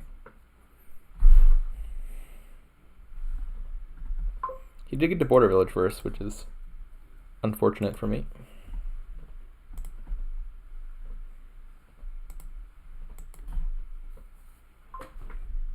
And I only managed to hit 3 despite having a 5-card hand.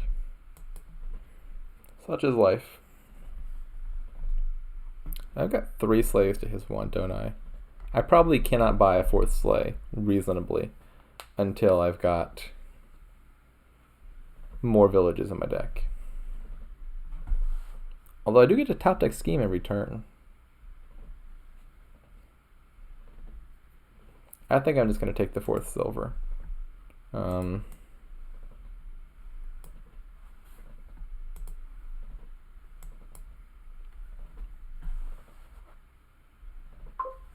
Ouch.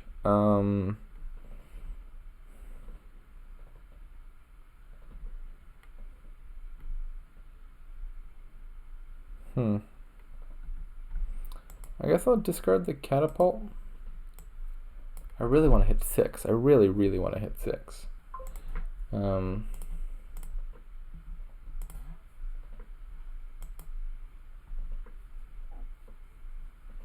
I didn't hit 6. Oh, I could still hit 6. Oh, did I do the wrong thing? I clicked top deck. I went put in hand. I have hit 6. I'm happy now. So we're going to do Border Village and another royal carriage, I think. We're going to scheme carriage scheme.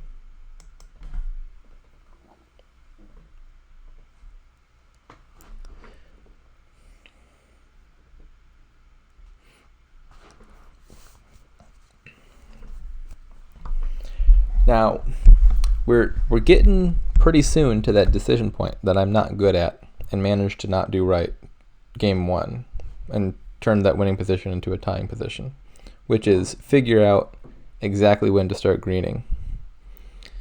Here, you're not really greening yet. You're just de facto greening when you start buying Groundskeepers. You got like 3 phases: build, Groundskeeper section, actual greening section. But the bigger difference, I think, is probably going to be when to stop buying useful actions and start buying the Groundskeeper for points. And I don't know exactly when that is, but it's probably coming up soon.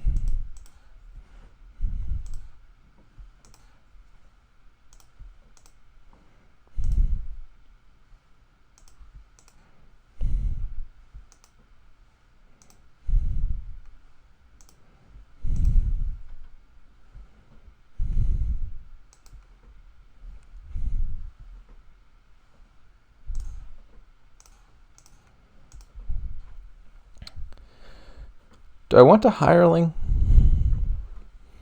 If so, now would be like the time to get it. It might be useful with these catapult attacks. It might not though, because coppers are all trashed. So I'm not sure how many of those attacks are actually coming in. Probably few to none. I think it's hireling or border village groundskeeper. This is the decision. This is the decision I'm not good at. Hireling is building. Border village groundskeeper is greening.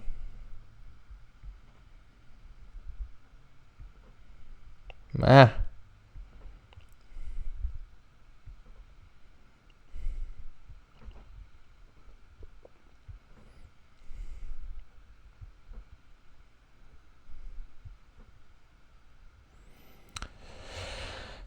Can my deck consistently hit 5 from here on out? Honestly, I feel like that's not that unlikely. I think I'm just going to go for the Groundskeepers.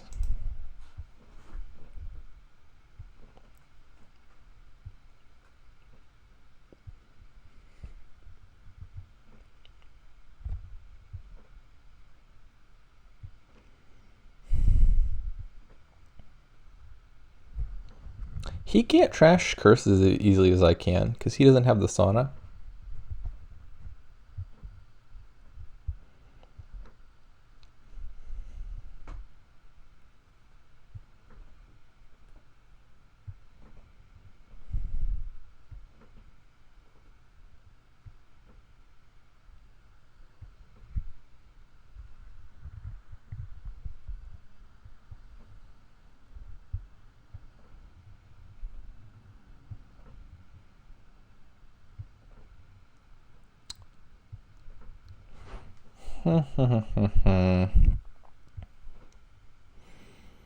This match has taken a long time. The Counting House game, I think, was really slow, just because those in-game decisions were very difficult. And then, what were the other games? Last game was fast, because it just sucked and was over really fast. Game 1 was I think it was mostly that Counting House game. I think is where all the time went.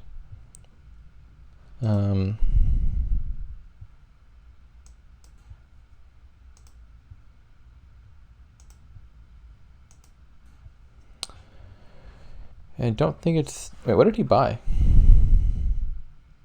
He bought a hireling. Okay, he's trying to build more than I am. Well, we'll see if we can punish that then.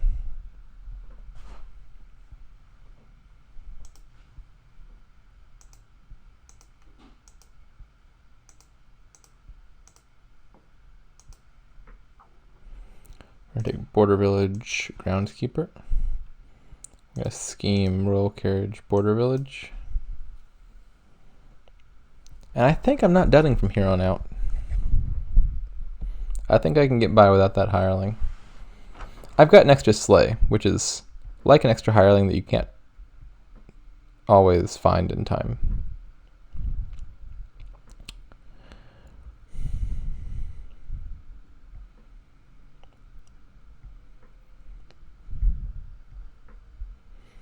I'm not sure when I got ahead here. Maybe he had some bad draws. I didn't like that one pursue buy. I thought that was perhaps a mistake. But I'm pretty sure I'm ahead right now.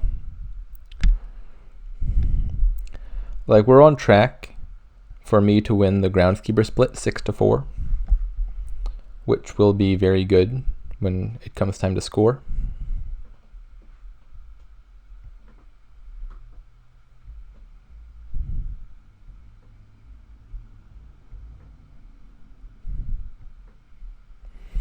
I wonder if maybe he could just try to take provinces from here on out. I feel like that's losing.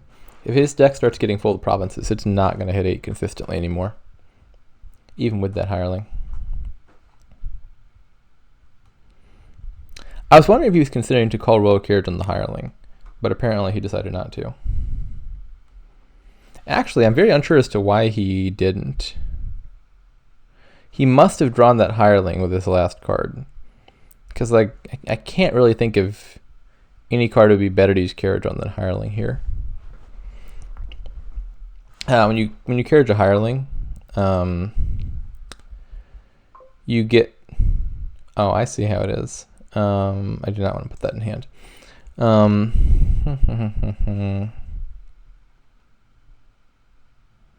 Guess I'm going to discard that. When you call Royal Carriage on hireling, you get the hireling effect twice, so you draw 2 cards instead of every turn. I didn't say that right. You draw 2 cards every turn instead of 1. The downside is the Royal Carriage gets stuck out of play with the hireling, but it basically makes Royal Carriage like a second hireling, which seems worth it to me.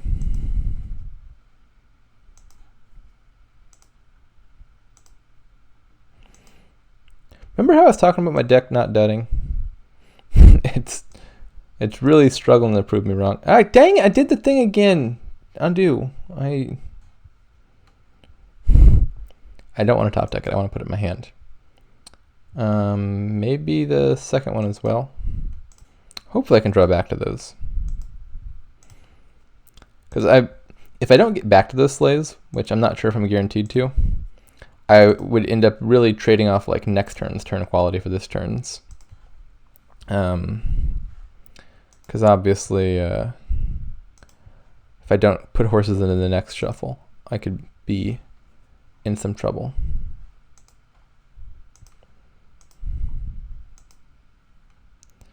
Here I shall attack him. Because again, he doesn't have as easy of a way to deal with these curses. He's got to use his catapult on them, which at the very least distracts him from attacking me with his catapult. And now we're just going to keep clicking Border Village Groundskeeper, I think.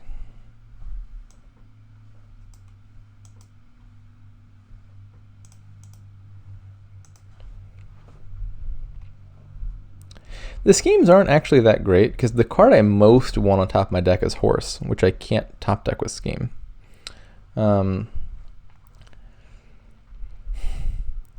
Maybe that's the justification for building slightly more. I'm going to have to think about this. Maybe at the end of this turn. The thing I would really like to do is trigger a shuffle that's got 3 horses in it. Top decking 5 horses is not good because if he catapults me, I will have to discard 2 of those horses to the bottom, which could cause a dud. Not that he's going to catapult me often, but he could do that if he saw me top deck 5 horses. 3 is the optimum number because that's the maximum number of horses I could keep in hand. And I would really not mind keeping 3 horses in hand.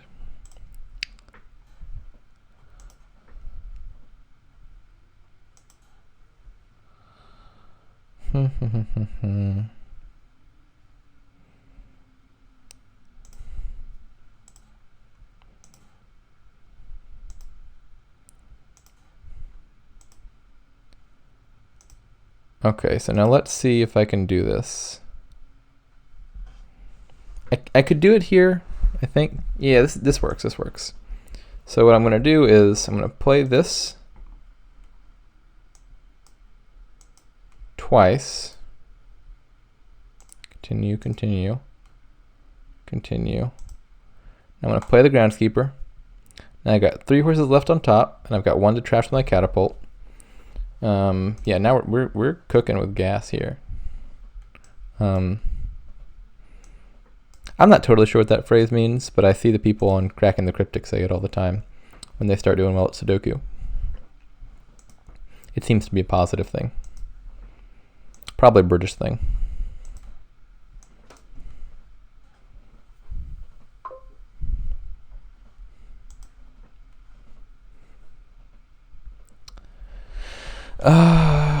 I see no reason not to just keep buying Groundskeepers, right?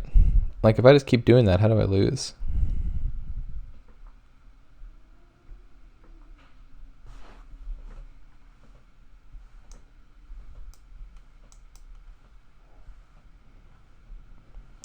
And do I want to intentionally scheme bad cards now in case of the discard attack? Like 3 horses is a pretty good number of horses to have on top.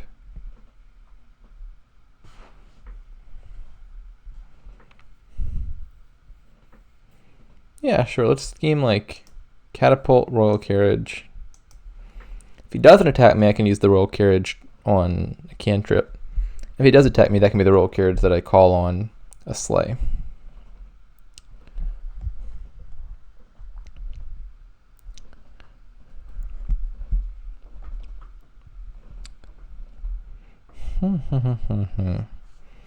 Yeah, I think I'm glad I did not take that detour into Hireling. It seems pretty unnecessary here. Top decking horses is actually about as good as the Hireling thing is, which makes these sleighs like little 2-cost Hirelings.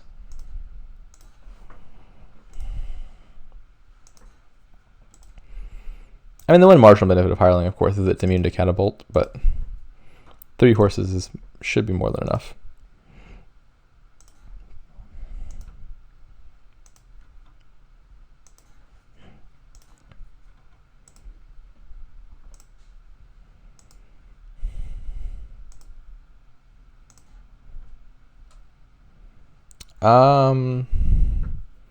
Hopefully that bottom card is a cantrip.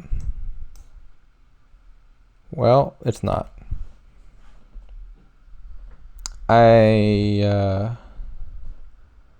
Oh, I did this very wrong. I forgot. I could have easily done this much better. What I needed to do there was play 2 sleighs before the border village, and then I could just call the Royal Carriage in the border village twice. Not a big deal.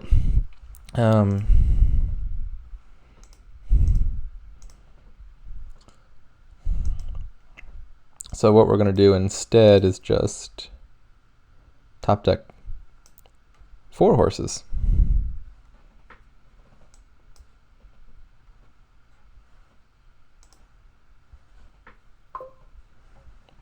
And attack a lot.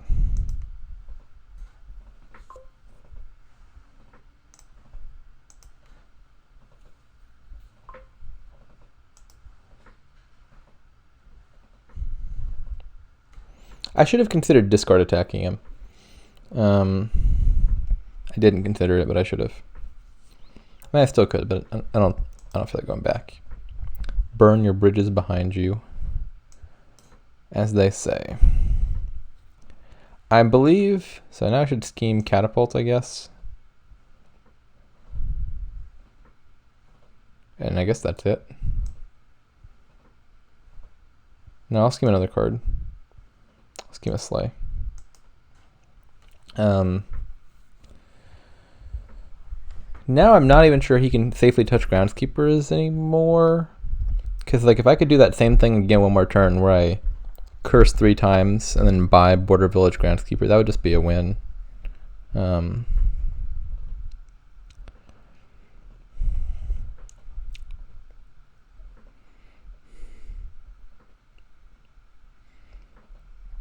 But he's not threatening to win.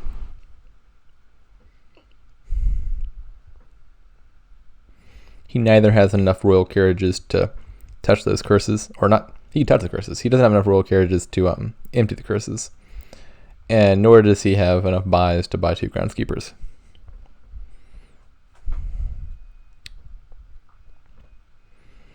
I feel like he's just got to start greening here, like Border Village or Duchy. I'm pretty sure he's just lost.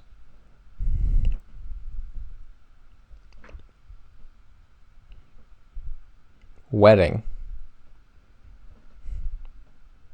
I am not going to pretend to understand that. Maybe he's trying to go for provinces or something. I don't even know. I mean, it's hard to say it's the wrong play just because nothing looks like the right play to me in this position.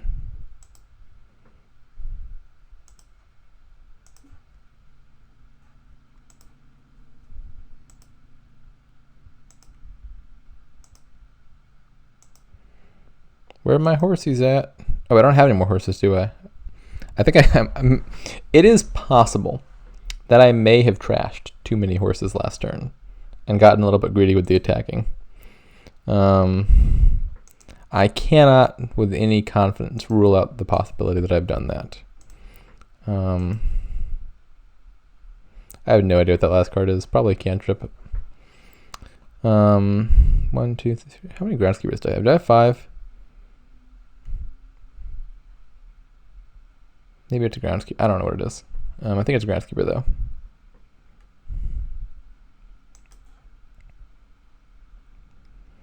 I don't think there's any reason to draw it here.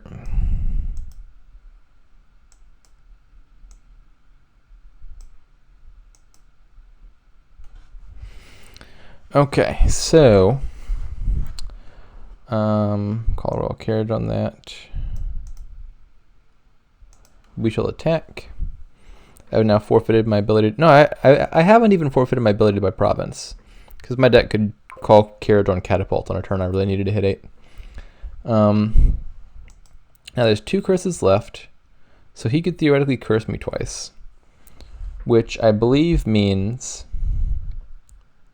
I can't buy Groundskeeper this turn, or he could win. Probably not that likely that he could do that with a 3-card hand here and a bunch of curses in his deck, but I don't even want to give him the possibility of winning, so I shouldn't do that. I could just do Border Village Duchy here. Seems reasonable. And then if he doesn't score next turn, I can, or maybe if he does score, I can think about Groundskeepers again.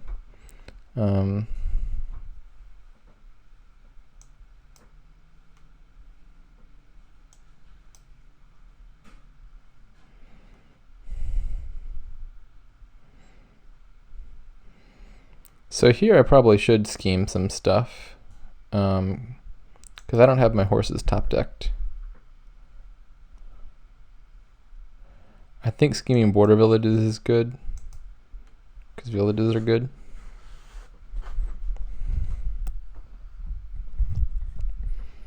Yeah, the schemes are really not making much of a difference. I think they were probably only potentially useful for the early game catapult things. Very much unlike game 1, where the scheme was nice for the Shepherd. Man, the game 1 deck I built was it was too nice. That deck could have taken like 20 colonies in a row without dudding. And I did the very thing I was saying I was likely to do, which is incorrectly judge how much I should build before greening. But it was a nice deck to build.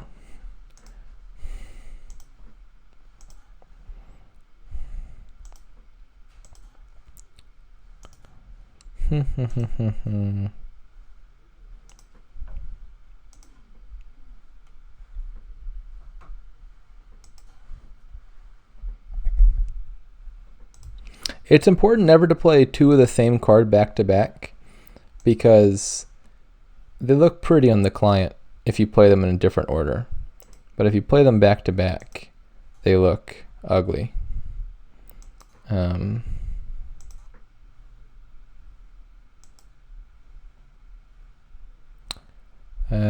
Not sure if I need to play this horse or not. I'll find out.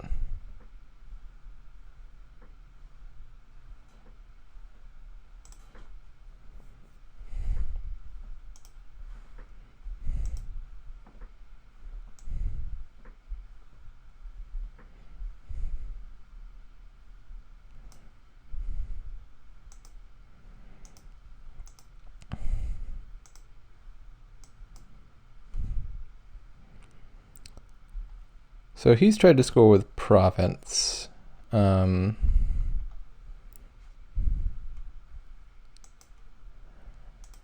problem with the Province is you can't trash them later. Like, I don't care about losing the duchies. I'd rather take a duchy for the Groundskeeper points and then kill it and have a deck that never duds.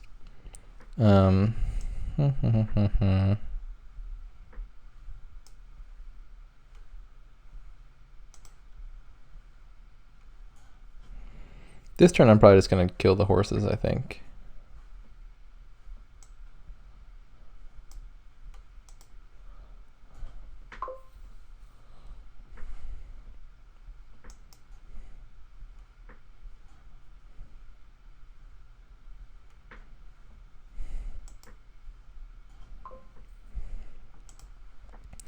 Well, all of the...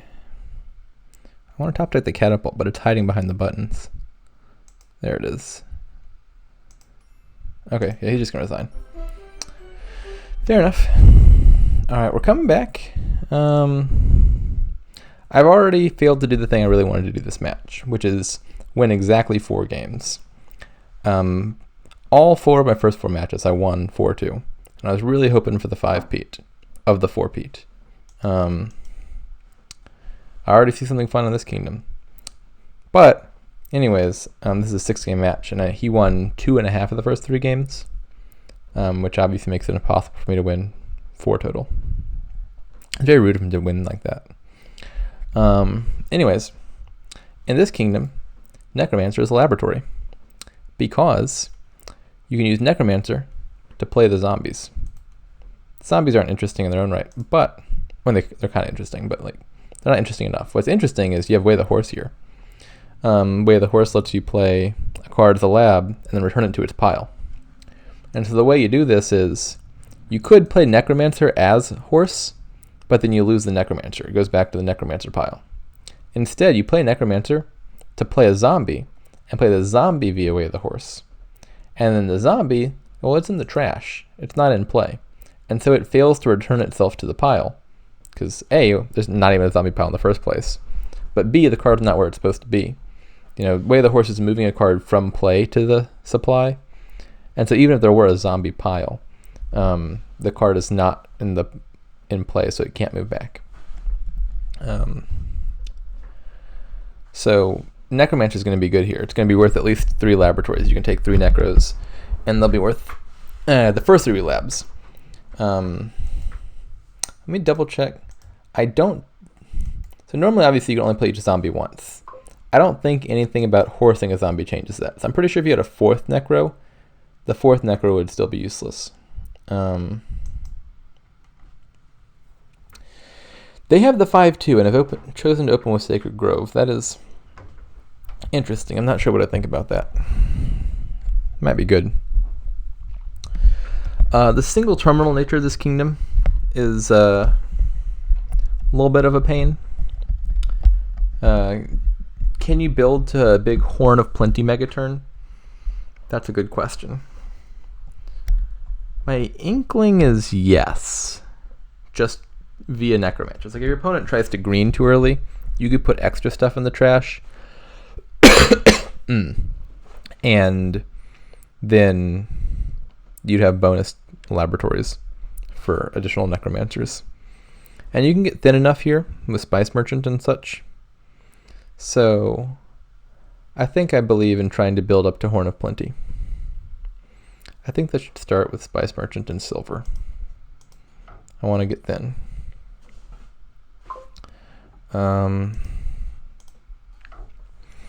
What are the 8 uniques going to be? Something like Necro Vagrant, Spice Merchant, Horn, Copper, Silver, Gold, and a Terminal. So like Sacred Grove or Artisan probably. I think it's definitely doable. I suppose there's not a whole lot of utility in putting think in the same sentence as definitely. What have I got down there? I have trash to copper. I'm looking at 5 coppers. Wait, I have not trash to copper. Why did I think I trash to copper? It's just 2 coppers down there. So if I put silver on top, I hit 5. If I put necro on top, I can trash a bonus copper. But then I hit 3. I think I'd rather hit 5. If I had a chance of trashing a state, I would put necro on top. But I don't.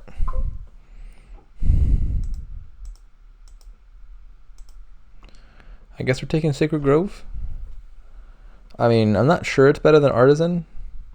It's probably not in the abstract, but I can afford it, and I can't afford Artisan.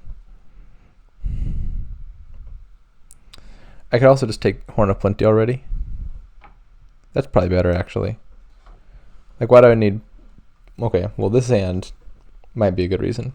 But I was going to say, why do I need a card that's terminal and gives plus buy when I have a card that's non-terminal and gains me whatever I want? I guess I'm just taking 2 Vagrants here.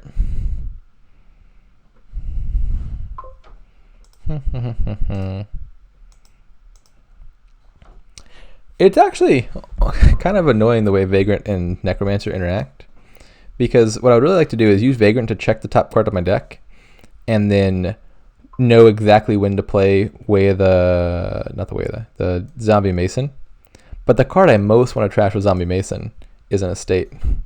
And unfortunately, the Vagrant would put the estate in my hand instead of letting me trash it. So now we're going to do the thingy. Horse.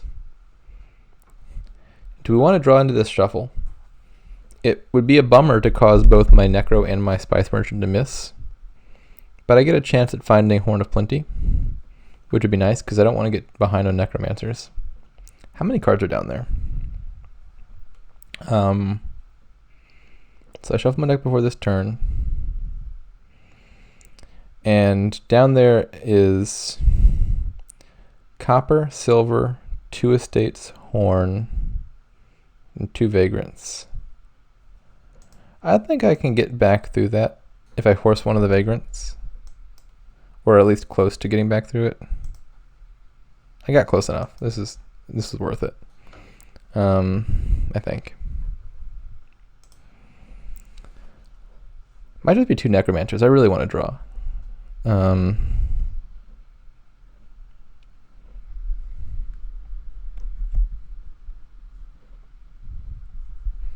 That sounds really plausible, doesn't it? I mean, it could also be Horn of Plenty, not Horn of Plenty. It could be Artisan and Necromancer, maybe. Because Artisan can get me Horn of Plenties, which is nice. Well, this is going to be Necro for sure.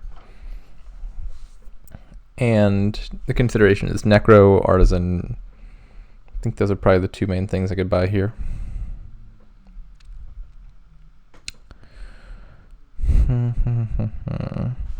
I'll take the Artisan. It's great payload. Is it worth horsing this Vagrant? I think the answer is reasonably likely to be yes. Like, if it can get me to my Horn of Plenty, then gaining a Necro for losing a Vagrant seems very worth it.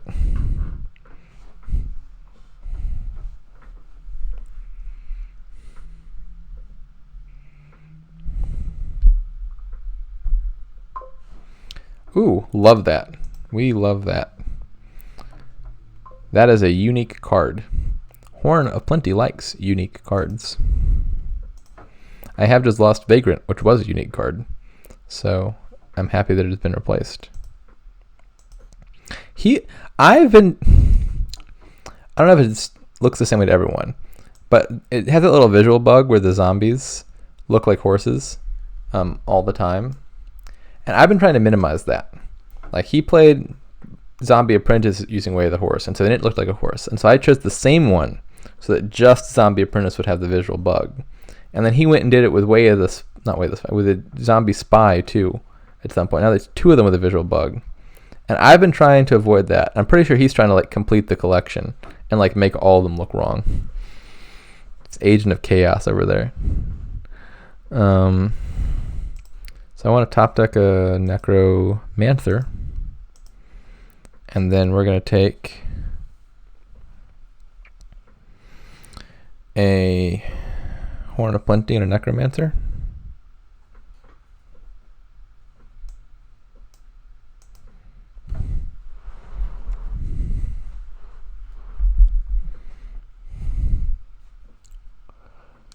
This is kind of like a weird situation, because if you're both building the Necromancer Horn thing, neither of you really has much incentive to put action cards in the trash to power up Necro, because that benefits both of you. And so you're just wasting an action for your mutual benefit. But if you don't build towards that, like if you cut and run and start greening, then all of a sudden the person who took all the Necros and tried to build big, then they can shove a bunch of action cards in the trash real fast. And now they've got all the Necros, and they're good Necros. So I think we are going to have like mutually mediocre decks, because you've got to be locked in this Necromancer stalemate, but there's not actually too much incentive to power up the Necromancers.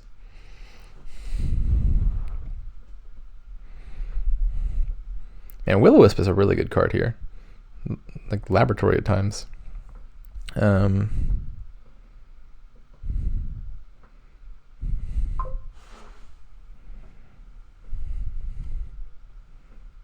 Oh, I understand what is happening. I don't need a silver, do I? I'm pretty sure I don't. No, thank you.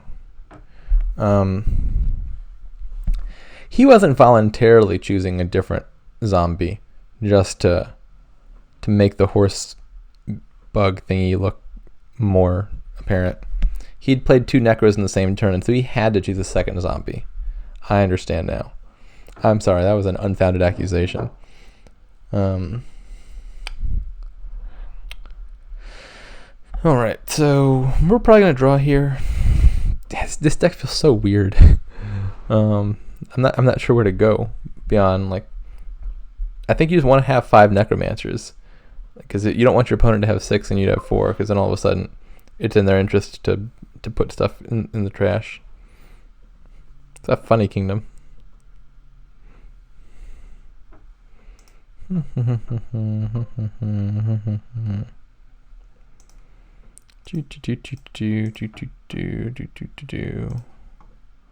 Horse. Oh, I'm gonna have to do the last one. Gonna have to do it now. Wait a second. I didn't mean to... What happened there?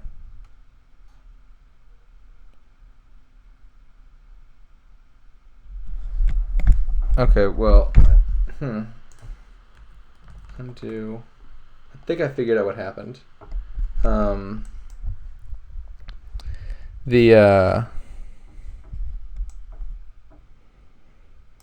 Because there was only one action left to play, it skipped straight to the how do you want to play the zombie mason part without having to choose the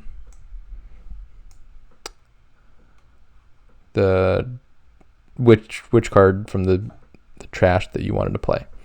And so when I clicked play normally instead of play horse thing, I thought I was choosing for necro, but I was choosing for the zombie. And I was starting to consider, like, well, I trashed an estate, maybe that's worth it anyway. But I feel like I kind of feel like compelled to undo whether I wanted to or not, because it wasn't my intended play. I'm not sure if drawing one is better than trashing an estate. It might be better, it might be worse, I don't know. But it's what I was planning on doing. So that's what I'm going to do.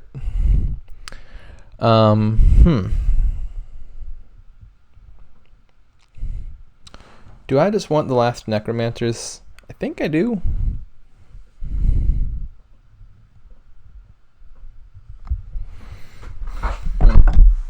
What a weird little spot to be in.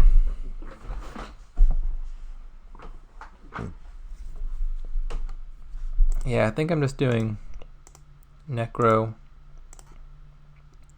Vagrant. Now I've got 6 Necromancers on my deck. There are 3 cards in the trash. So the goal here is to trash an action card. Here it actually matters which zombies I horse. I need to horse Zombie Apprentice last, because I would ideally love to draw my Vagrant or Spice Merchant before using Zombie Apprentice, so I can use Zombie Apprentice to trash that action card. And then even if I end up needing those cards, I can regain them later with horns.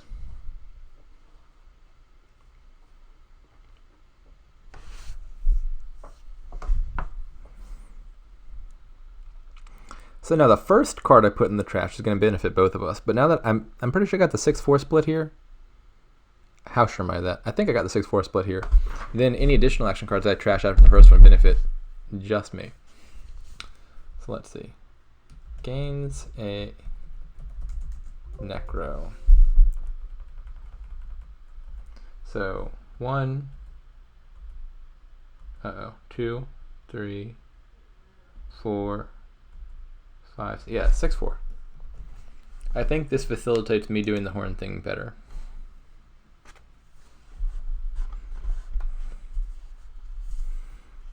Horns and Vagrants could get low here.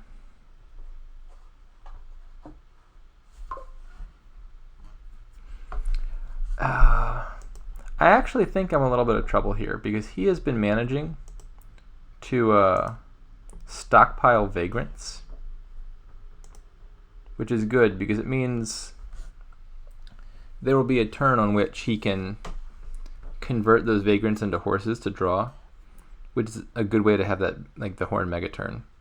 I actually hadn't even thought about that until now, but now I'm thinking about it and I'm worried.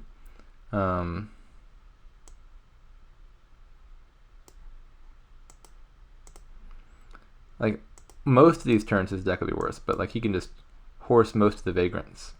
The good news is he can only do that for the Province pilot, I think. If he horses the Vagrants to go for the 3-pile ending, well, now the Vagrants are back in the supply, in which case kind of defeats the point. I'm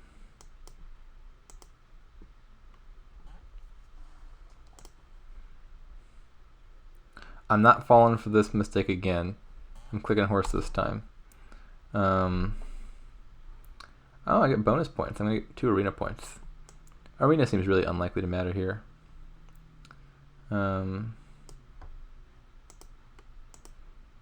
maybe it matters a tad. Okay. These estates are a real pain in the butt. I wish I had a good way to trash them. But I can't even afford Forge if I wanted to. I did trash an estate that one time, and then untrashed it. It might have been the case that I should have just stuck with the unintended play.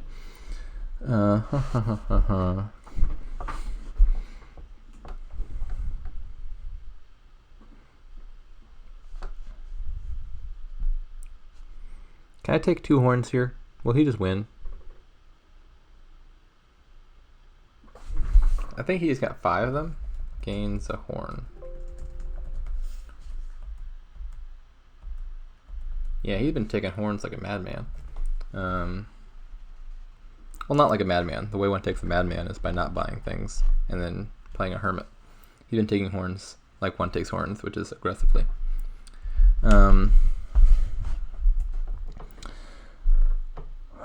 Well, he's got a hell of a lot of horns, and he's got it plus buy. But I feel like he's unlikely to be able to draw all that much unless he horses vagrants.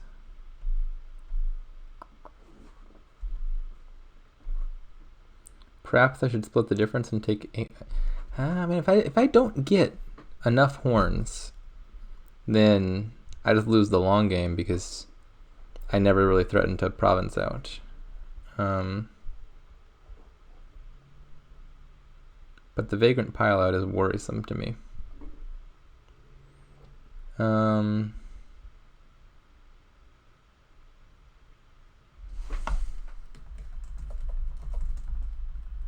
I've touched 4 coppers. I should probably add a Spice Merchant to my deck. Wouldn't mind playing them both to trash coppers. I could also kill 1 Necro if I want to. I have to take a horn. I can't just have 2 horns. I think that is just mandatory. 2 might be risky. I think I can leave 1 there. If he just takes both horns, I think I can probably empty vagrants. I think maybe. I'm not sure. And if he doesn't take both horns, then I can potentially artisan for them. So we're going to take. I need another unique, which might just. It might be gold, actually. I think it's gold. Gotta get to 8 uniques so I can potentially take provinces.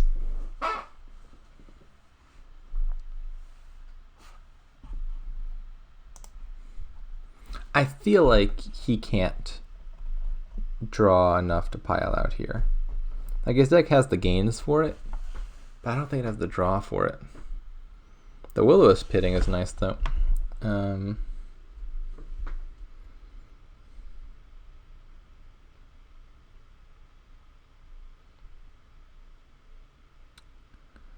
really counting on him to dud here.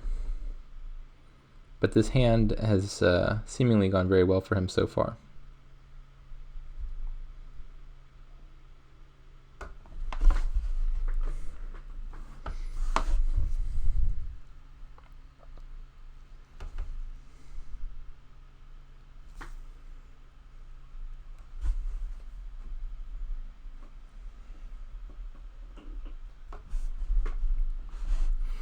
He's thinking hard here. I'm pretty sure I know what he's thinking about. He's got at least 1 vagrant in hand. He just picked 1 up. He's probably considering whether to go for it right now. Because, like, now you're thinking, how many vagrants can I afford to play his way of the horse and still be able to pile out? And so I'm thinking he's counting up his gains and seeing, like, can I afford to horse a vagrant? And he's concluding the answer is no, it would seem. The fact that he didn't horse vagrant there makes me think he is attempting to pile out. It makes me hope he's going to fail. Okay, now he's horsed 1.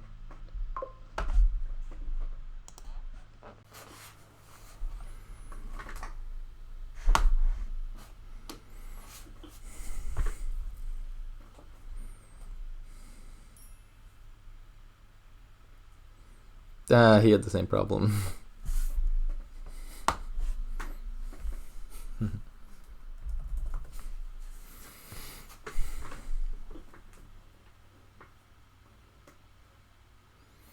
That looks potentially nice.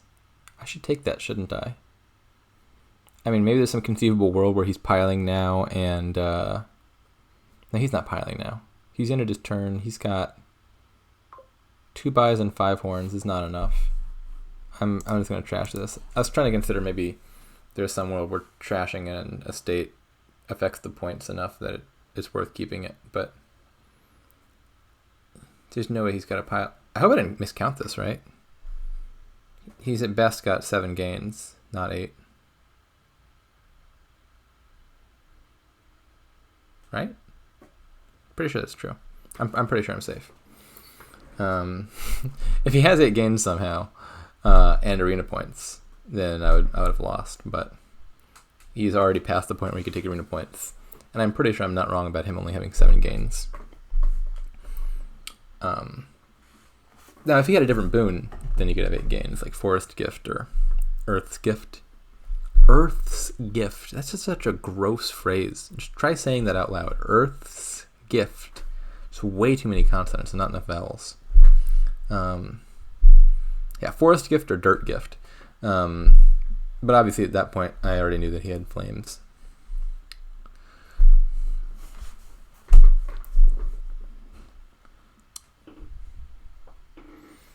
This match is too long. It is very late. But it's also mostly my fault. I don't know about mostly, but in equal parts, at the very least. It is not the case that I've been playing speedily.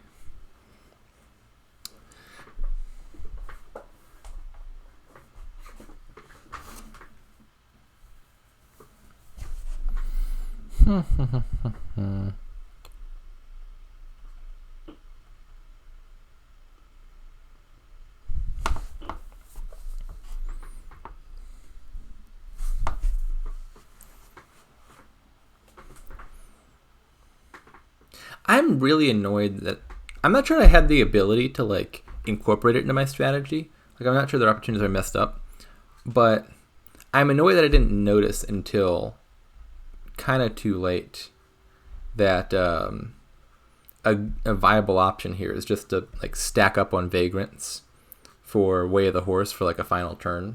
That's your last hoorah. Like I don't think there were clear places where I could have bought Vagrant instead of something else and didn't, but I think that's like a thing I should have thought of. Anyway, what is he doing? Why is he? He's losing me here. I'm confused. Okay.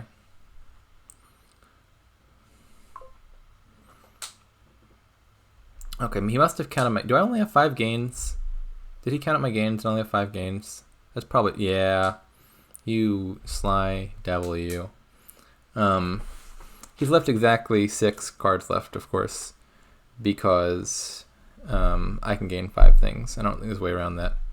Now, if there were a horn in the pile, I could get 6. I could artisan for horn and then use the horn to gain a thing. But I think I only have 5 gains. Let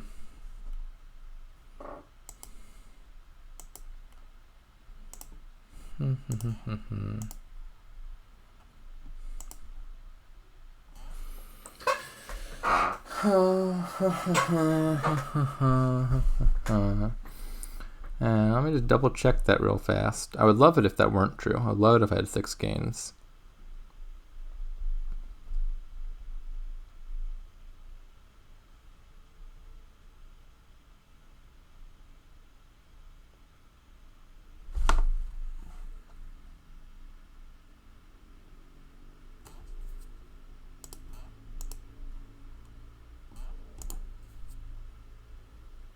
Well, I definitely don't have 6 gains if I dud. That's a real bummer, isn't it?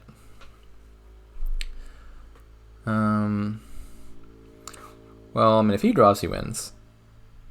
Hopefully he doesn't draw then.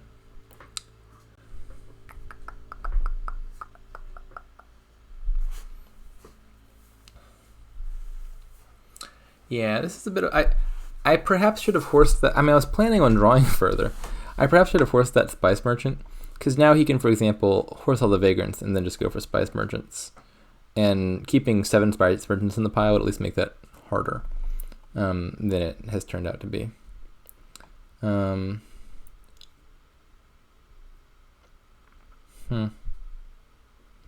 Yeah, I think I lose if he has a good turn. That's sad. So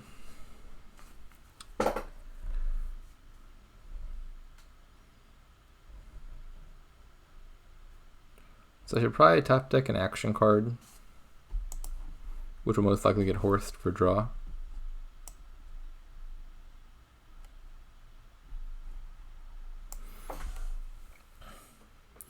Oh, I know what I'm going to do. I'm going to add a contraband, right? Because if I add contraband, now I'm up to 6 potential gains. And he can't block both Vagrant and Spice Merchant. He can probably he'll know how to play around that. He can just horse one of them back though. So I'm not sure that makes any sense. But like if he failed to notice that and left the piles as is, I would be able to pile next turn.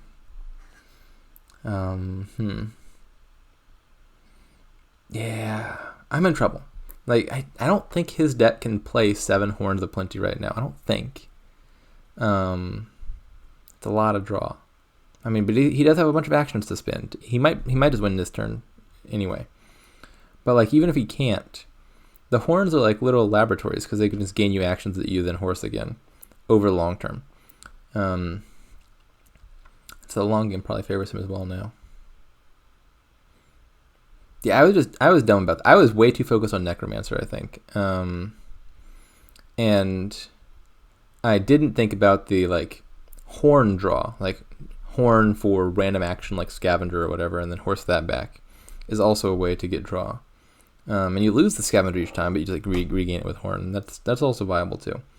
And I think that was my problem this game. Is there's multiple ways to draw here, and I tunnel visioned on one, which is probably not the best one.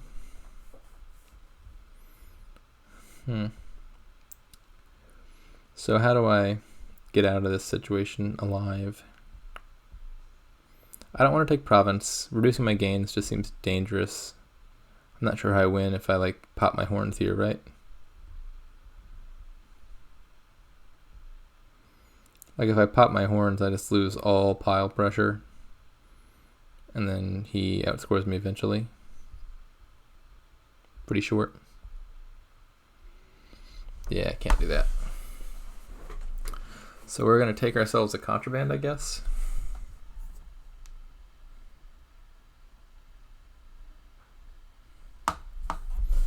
Do I need a second gold to hit province?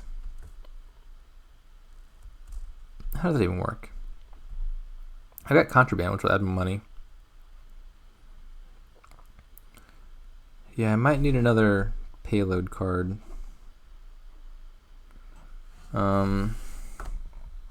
If I want to be able to effectively use 2 buys.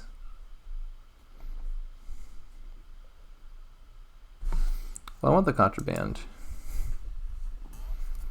And I want just 2 actions for draw. Maybe I take a duchy for points. I'm not sure the duchy actually protects from anything, because he could just gain 1 province if he has enough gains. If he has enough gains to do 2 points, he has enough gains to do 6 points. So I'm thinking the duchy actually doesn't matter very much. But maybe.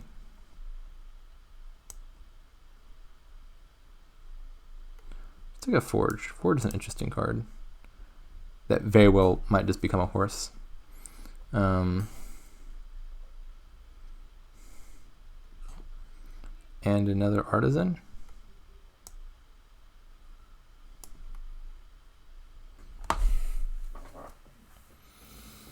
I would not be all too surprised if he just wins right now.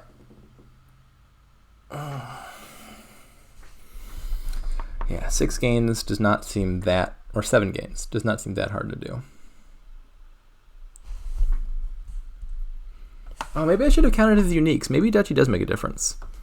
He probably has 8 uniques in there, but I'm really not sure about that. Oh, yeah. I'd been happy with my play up until this game. I am not happy with how I played this game. I feel like I made a number of mistakes here. I'm not sure if he has 8 uniques, but I should have checked. Because if he doesn't have 8 uniques, then taking a duchy would have actually been decent protection. Because getting a province is not trivial if you don't have 8 uniques.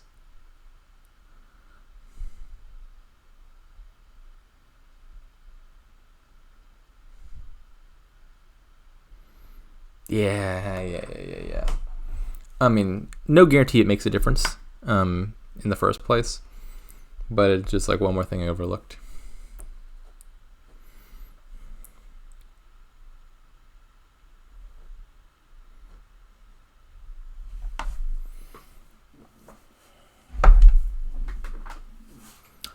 I'd be very how possible is it even for him to dud, honestly? Like, his main stop cards are horns, and if he has enough horns, he just wins on piles. I hope he does, but I'm really not sure it's all that likely.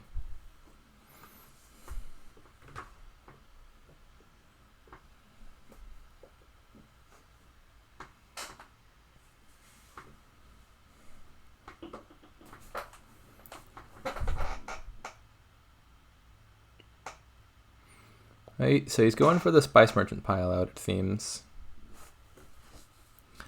I would expect him to have it. Yeah, he's definitely going for Spice Merchants. This has to be it. There's no way he doesn't have it. I'll let him play it out.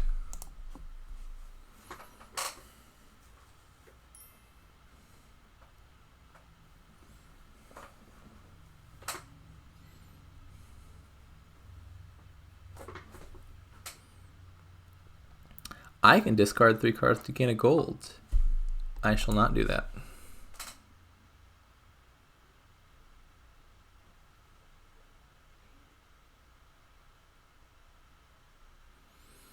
Yep.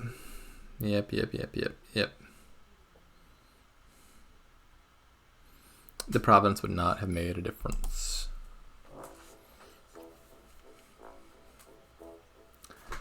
Huh. Okay, final game. It's time player 1.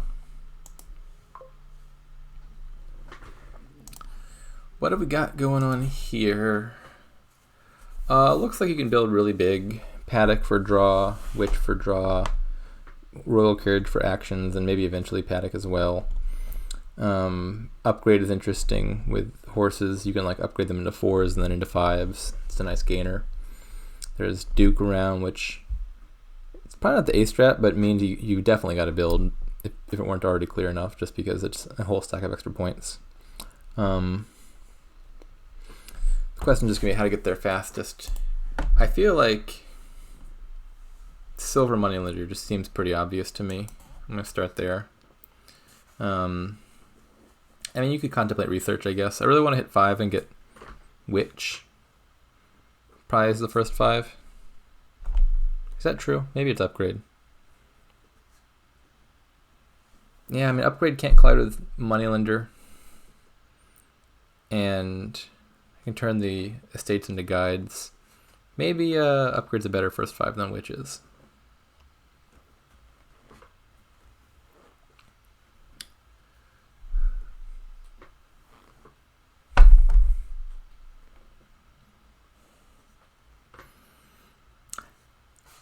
Yeah, looks like we're on the same wavelength in that regard. Do I want more silvers? Not yet.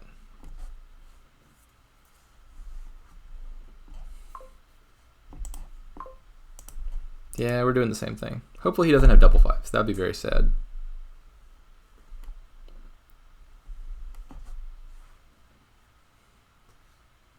Don't leave me in suspense.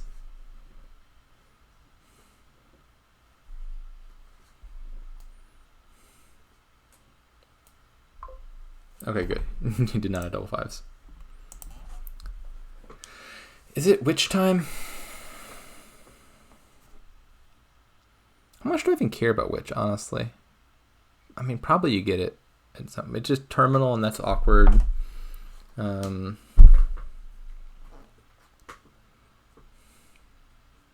of inclined to just add another upgrade or royal carriage.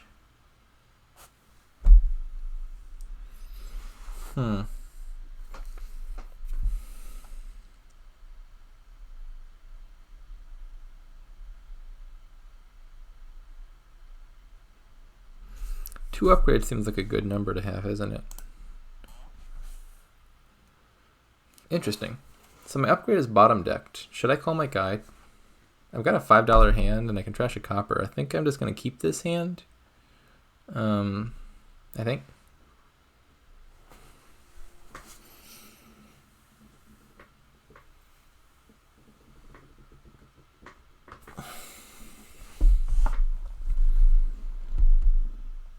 And then I think I'm going to take a royal carriage and then a paddock, and maybe I just skip witch, or at least delay it a bit.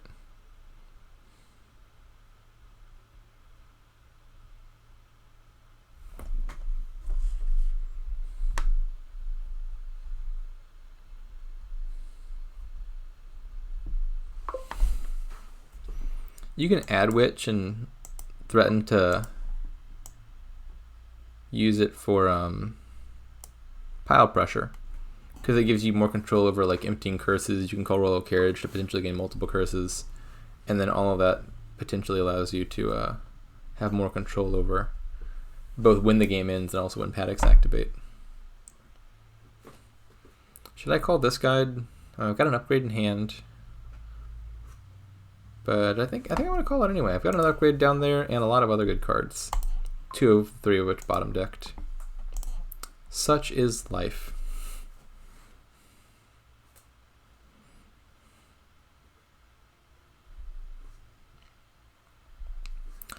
This is a better looking hand though. As long as I draw 2 junk cards, one of which is copper, then it's a better looking hand.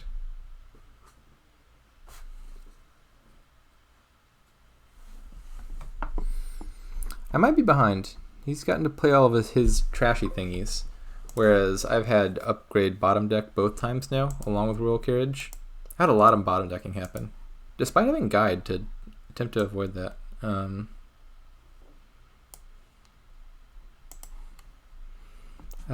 Second silver seems fine. I need payload. Copper.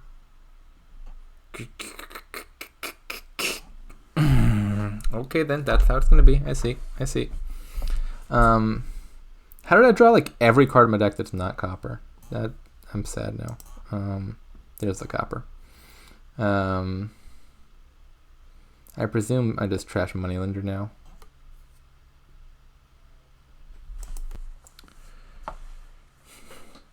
Why royal carriage? Why can't we have crown? We've had royal carriage in 2 games with horses, and I mean, like, you would think, given the theme, the royal carriage, it's pulled by horses, that they would interact well together. Whereas crowns have no relationship to horses. Throne rooms have no relationship to horses. But the horsiest of the throne room variants is the one that's worst with horses. That just ain't right. Actually, it's probably market time, isn't it? Plus buy seems good. Is it market time? Maybe I have one more shuffle before it's market time. Yeah, I probably have one more shuffle before it's market time. One more carriage is fine. I'll just do that. I'm gonna guide this hand.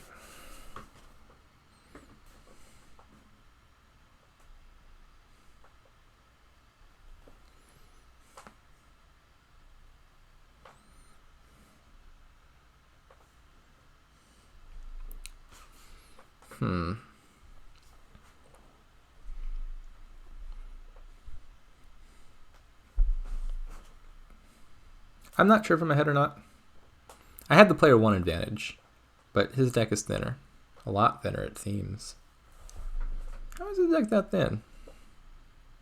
I guess that's what happens when upgrade doesn't bottom deck. You get to play it twice every turn and trash all your cards.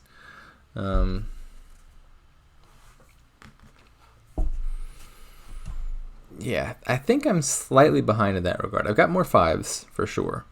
But he's got a nice, clean, squeaky clean deck. and so he'll be able to scale up pretty fast from here on out. Like once Upgrade is alleviated of the duty of trashing your junk cards, it can be a decent gainer.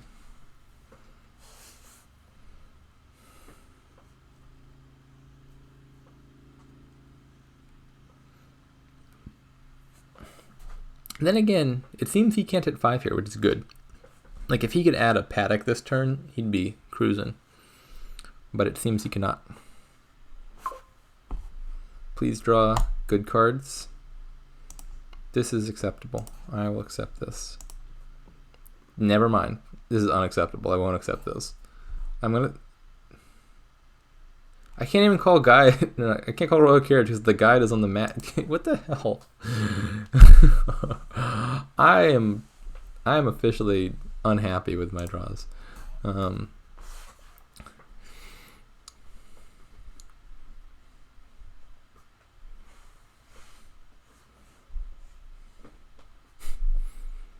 Alright, this turn gonna be a good turn. I'm feeling it. Can't be a bad turn. I've seen like every stop card in my deck already. all the cards of value are coming up right now. Royal Carriage? I would have thought he wanted Paddock there, right? Surely Paddock. I don't understand that. I mean, like Royal Carriage is good and all, but I would think that a deck with 0 Paddocks in it wants a Paddock in it.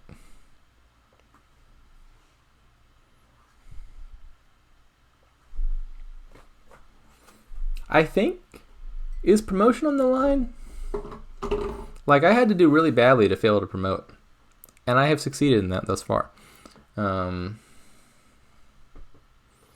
I believe if we end up 4.5 to 1.5, we're tied in total standings, that we would tie for first, and in that scenario, I would have lost the tiebreaker. So I think I needed to win like 2 games this match. And I've won 1.5 games so far, right? I'm not even confident in my own ability to keep track of the standings, but I'm pretty sure I have to at least tie this to promote. I was just kind of taking for granted that I had this on lock, and that was silly of me. I'm going to guide now. I'm going to call this here so I can do Paddock. But I lost the Labyrinth split. That's a bummer. I want to do Paddock before the shuffle. Twice even, I think.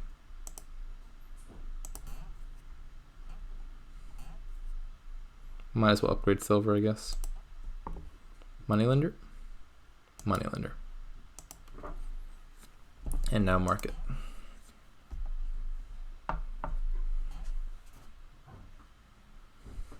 Okay, there's just no possible way for me to dot. I put so many horses into this deck. I cannot not draw.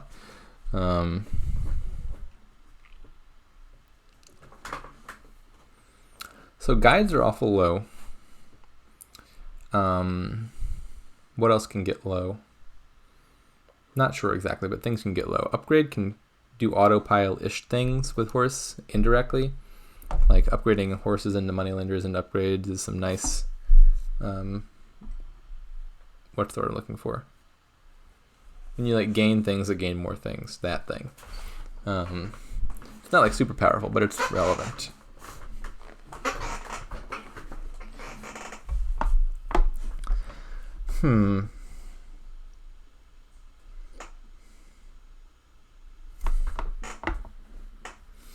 I'm still unsure of which ever matters at all. I mean, like, the first witch you play is like 4 points. So, like, you could pick one up just to give out 1 curse on, like, the last turn. That's a thing. It'd be better than Duchy.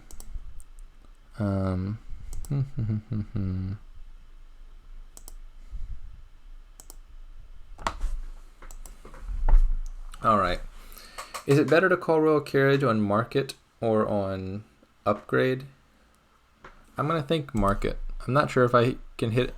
Oh, I have 2 markets? I didn't know that. I was unaware I had 2 markets. I just assumed at some point he'd gotten to market. Man, my mental faculties are slipping in these last games.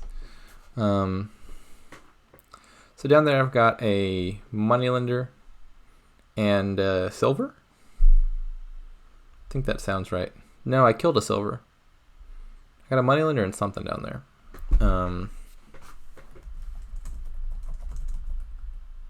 I don't know. We'll find out in a second.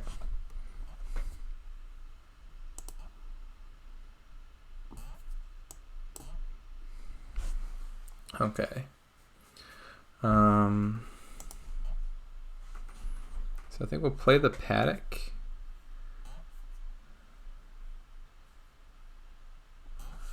How do I do this? I'm not sure what I want to call my other rule. I have so many guides and no good reason for them. I think I probably should have taken more silvers. I was just dudding so much. I felt like I shouldn't be adding more silvers. So I probably am playing paddock first. Let's start with that. Now am I calling carriage on it? I could call carriage on the paddock. Do I? I don't think I.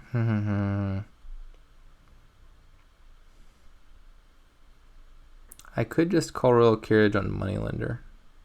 Trash 2 coppers.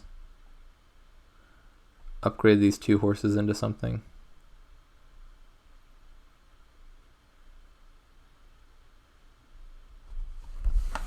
Not really sure what I'm doing.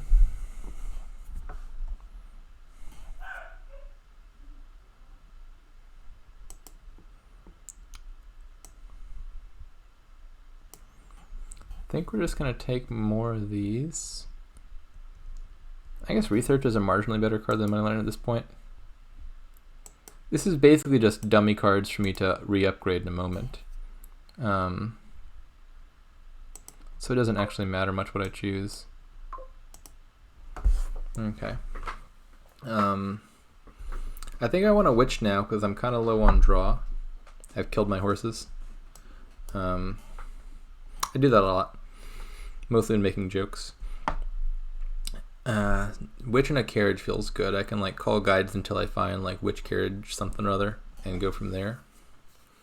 I think is the plan. And then just more 4 costs to upgrade.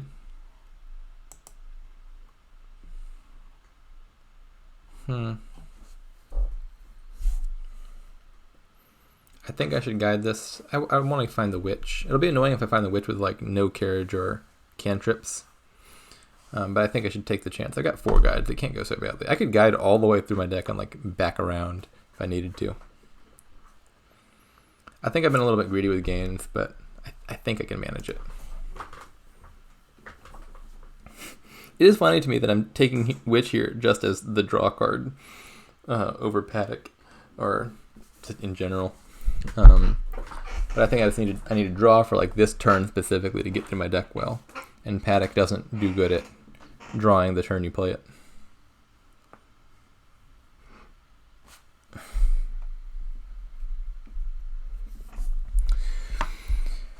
I only have 2 upgrades, don't I? If I call the guide here, those upgrades are both going to be in the bottom. It's a little sad. But I think as long as I find that witch, I probably draw enough to get around to them, I think. I really am not that sure, but I'm thinking that.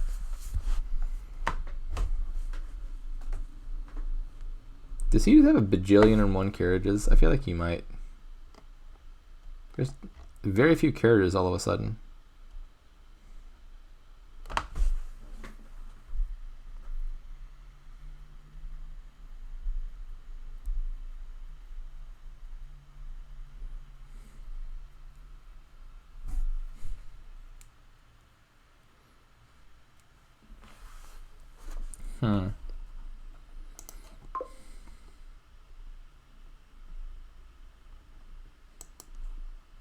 I said I was going to guide this, and I shall. This is not a bad place to start. I've got a very good chance of drawing the witch. And I've already got a carriage and a cantrip in hand. I said a very good chance of drawing the witch.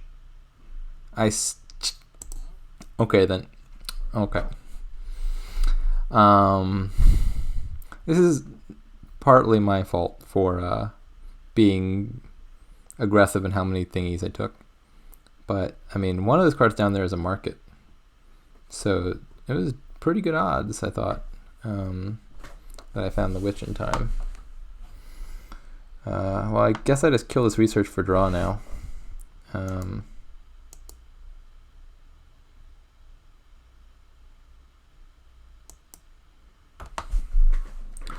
And do I call this carriage? Does that help me? It probably does. I mean, horses are good. And I don't think he can pile if I take royal carriage, but I guess I should think about that. Let's see. The royal carriage split is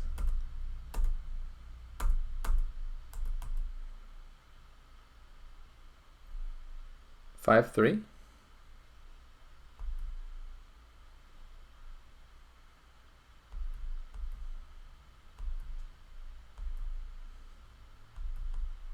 That sounds right.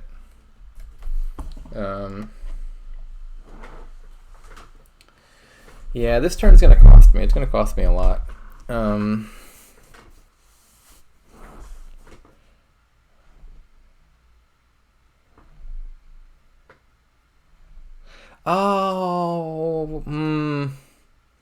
I think I jumped the gun there.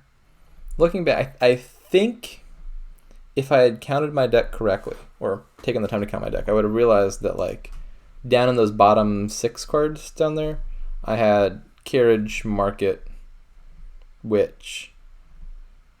In which case, I'm like 2/3 likely to draw successfully, as long as I find carriage and market on top. And so maybe I mean 2/3 beats 1/2 chance of drawing. And so I think I probably should have called the guide one more time, given the information available. In any case, I think I want another carriage, another silver. Can I afford touching carriages? He's got pile-ish threat-looking things. Maybe I can't afford touching carriages.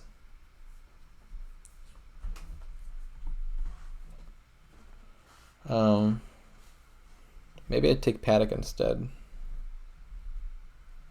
Maybe take Witch instead.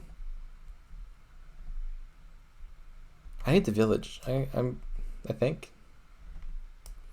Let me just make sure he can't pile out. He's got 5 carriages and 1 market. But he's got upgrades, which is really hard to count reliably.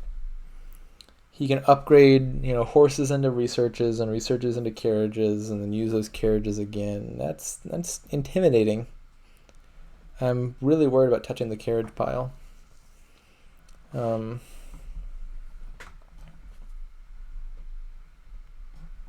gonna buy Paddock, I think.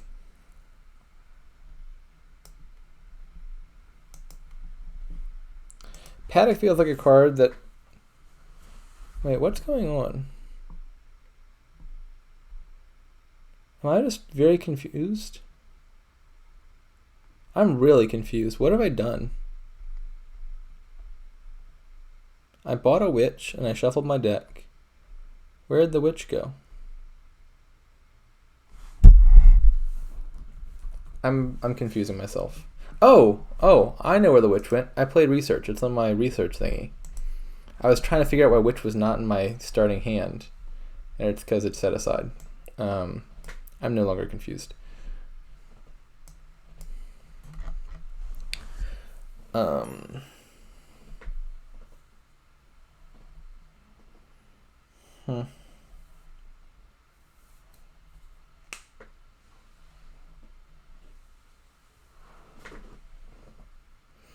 I sure hope he can't pile out here. He has a very thin deck, but that also means it's a little bit devoid of payload. So I think he can't. I'll be really sad if he can.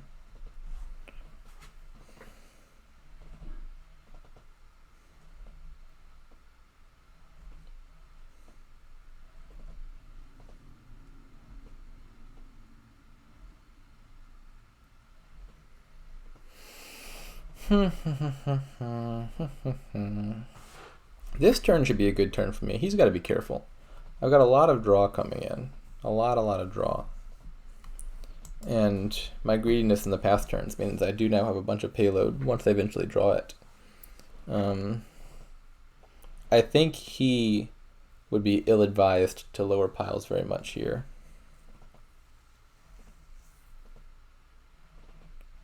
Unless he can pile out, which I sure hope is not the case.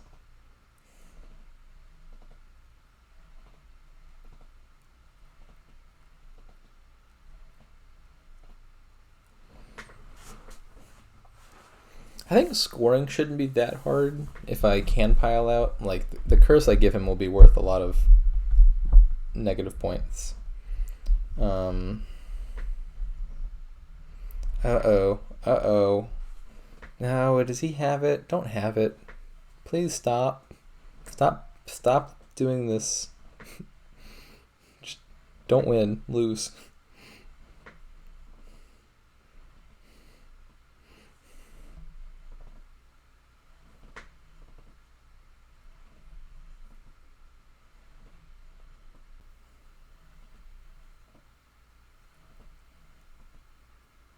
Wait, there's no way he has it. He has like 2 cards left in his deck. About to be 3, but like, this can't work. There's no way this works. Yeah, why'd you do that? This doesn't work. You've got 2 buys. You can't do anything. Now what's he gonna do? Take province? Province is only worth 3. Double duchy? You need points now. This does not look safe to me. This looks unsafe. Highly unsafe.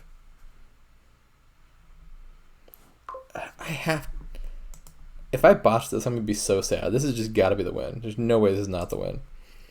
Okay. I'm gonna think it through. We're going to forget the last like hour of me fumbling around making mistakes, and we're going to do things right this time. What's the easiest 2 piles here? I can get 3 buys and 9 coins, I think, pretty easily. I don't need to call carriage on a market. I got 2 markets. I could buy 3 guides. And from there, I'm not sure whether upgrade, market, or research is easiest. I don't have a whole lot of 3-cost targets to get upgrades with. So it might be the case that... Oh, I've also got to score a bunch, actually, don't I? That's also a thing that I have to think about. Maybe it's not that trivial. Well, I'm going to start doing it anyway. So we're going to upgrade this into a witch, because that's worth points. And we're going to... I got to be careful here, actually. This is not... as simple as making it out to be. I didn't really think about the like 13-point difference that we've got going on right now.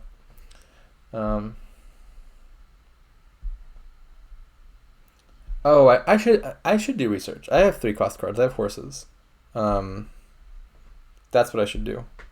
I should pile out guides and researches and score. That's my new plan. We're gonna play this horse first, I think.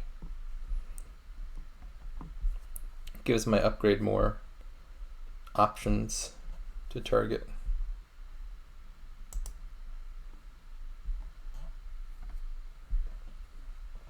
Am I going to have more than 9 money?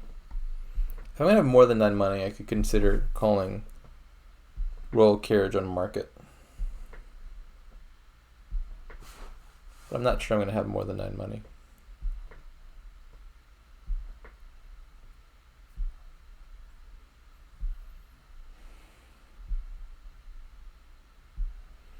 Oh, I could call royal carriage on paddock, actually. That sounds great.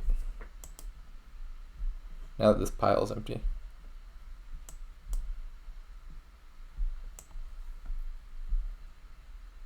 I have 2 paddocks, so I don't need to think about that yet. Okay.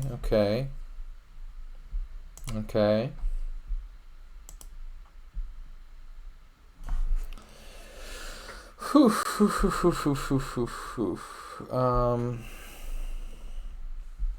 so I have, I believe, down there. Oh goodness, not to think about this. What do I have down there? I've got. I put 4 horses down there. I haven't drawn it. Is that just 4 horses? I think that's just 4 horses. Pretty sure that's just 4 horses.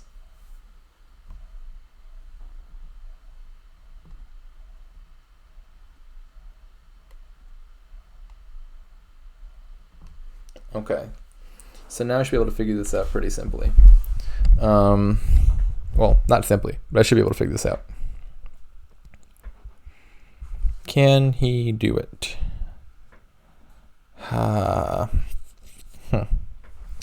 Scoring purposes.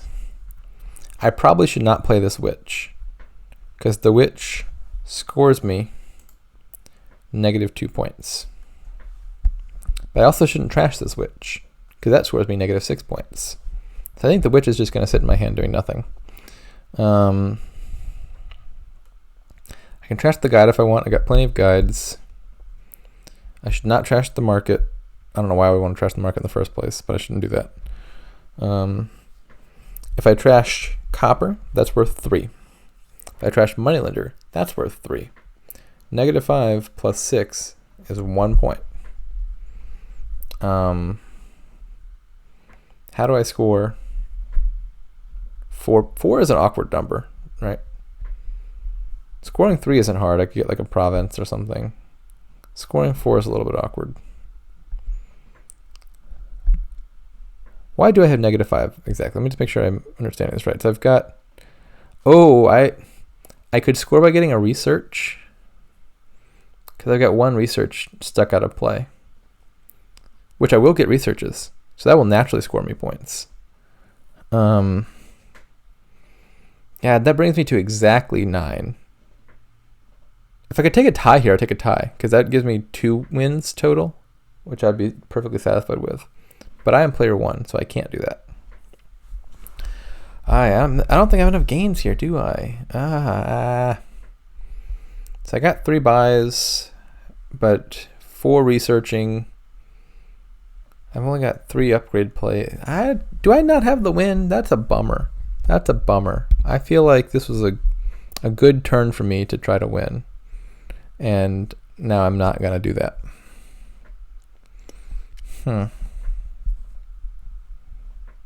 Yeah, I don't think I can win here, can I? That's just so many gains.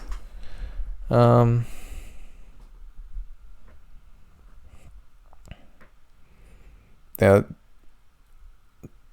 3 buys, 3 upgrade plays. That is 6 gains.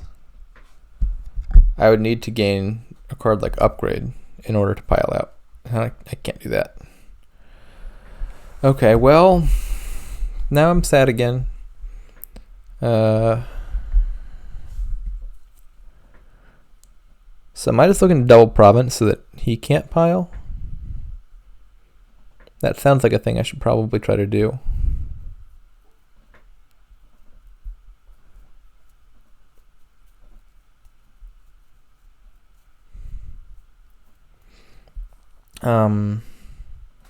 So I got 12, 14. I got maybe a little too little money to double province right now, but I could potentially gain and then play some like paddock or something.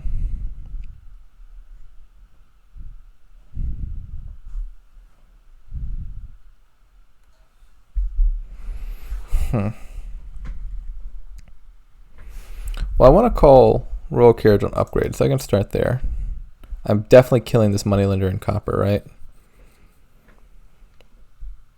I mean, I could consider playing the moneylender to trash the copper and then just gaining a second moneylender. That's also not unreasonable to do. Yeah,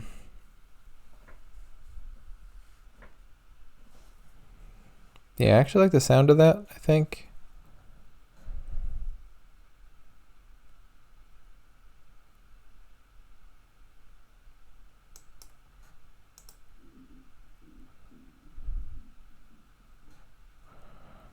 Huh.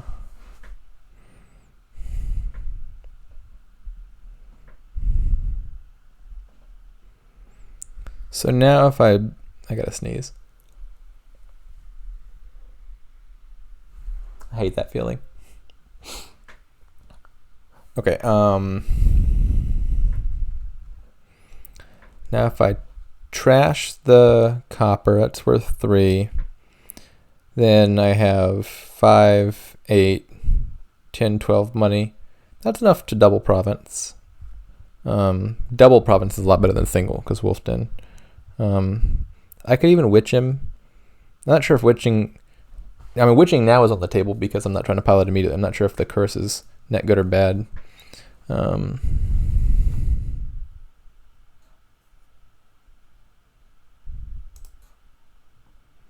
Yeah, I think I'm just going to do it this way, right?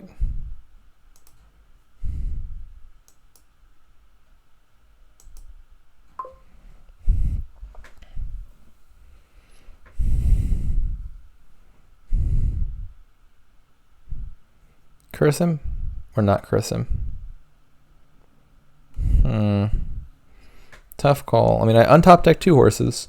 That's a little bit of a downside. And I lower the curse pile. That might be a downside. He does have royal carriages and markets. I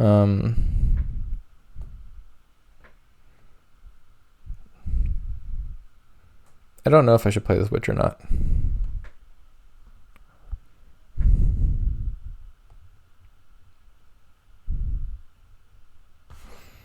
I think I really value having the horses on top, so I'm not going to.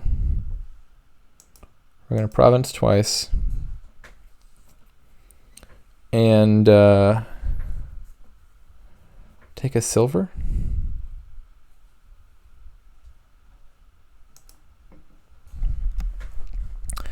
Okay, now, sure hope he doesn't pile here. Oh, I should have gained a research. I could have called... like calling royal carriage on paddock isn't bad. I get 2 extra horses and all. It's reasonable and all. But I could have called royal carriage on paddock 1 time less, and then called it on upgrade 1 time more to get a research, and that's worth 3 points. And also potential pile ready. He's got so many carriages. I really hope he can't pile with this. It is very threatening looking, for sure. Really, really threatening looking. I think, hopefully, I think he's overdosing on carriages. Like, he can't call them on his draw card this turn, because those are horses. He can call them on paddocks for next turn, but I don't think he did that in sufficient number last turn. Oh, no, he kind of did. He called it, yeah, he got a lot of horses. That's scary. That's pretty scary.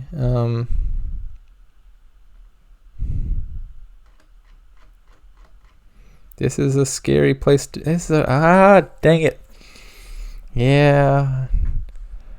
He's got a scary looking deck here.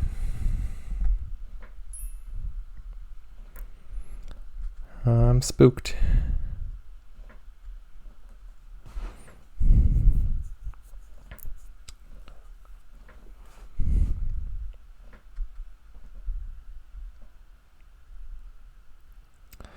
And he can upgrade horses into researches, and he can buy guides. I'm not sure how easily he can score a bunch, though.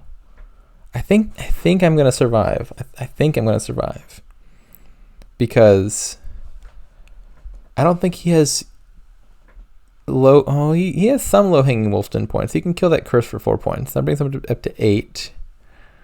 Does he have any other unique cards? He doesn't have a singular research. He doesn't have a singular moneylender. Doesn't have guide. He has 2 markets, I'm pretty sure. Yeah. I think he would need to do trash curse and double duchy to win. That's 10 points. Can he do 4 researches, 3 guides, trash curse, 2 duchies? I think not. Oi.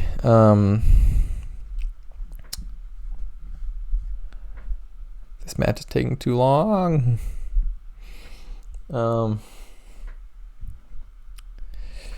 he's just got all those royal carriages down. And that's like 9 upgrade plays if he wants it to be, right? He'll have to buy the guides, but he could easily upgrade and gain. Yeah, I mean, with that many upgrade plays, if he manages to use the royal carriages almost exclusively on upgrades, he could gain 4 researches and 2 duchies and trash the curse pretty easily, couldn't he?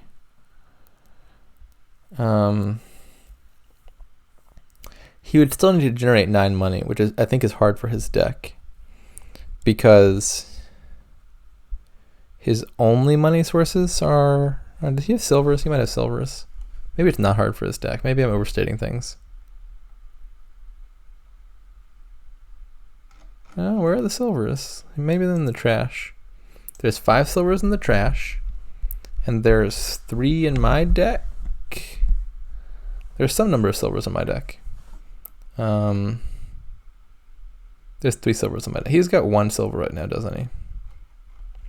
Oh, he can score that way, can't he? He can kill the silver, and that's worth points.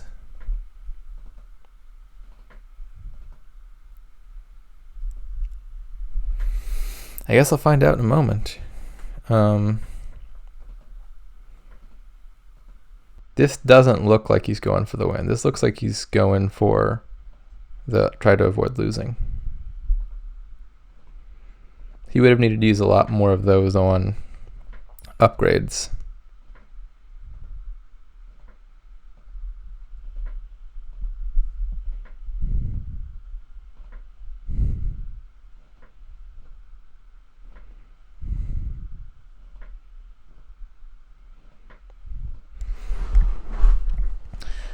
Well, can he score enough to be out of reach? I don't know. I mean, he can take the points lead again. And piles aren't really lower than they were before, were they? I mean, I'm pretty sure I was looking at researches and guides last time. And I'm not sure my deck is actually better right now. Like in the abstract, I've definitely got better cards in my deck than last turn. But last turn I had that research coming out of play. That gave me a big boost. That will not be true this turn. So I don't know. I do not know whether I can beat this. I feel good. I'm feeling it, but I'm not sure.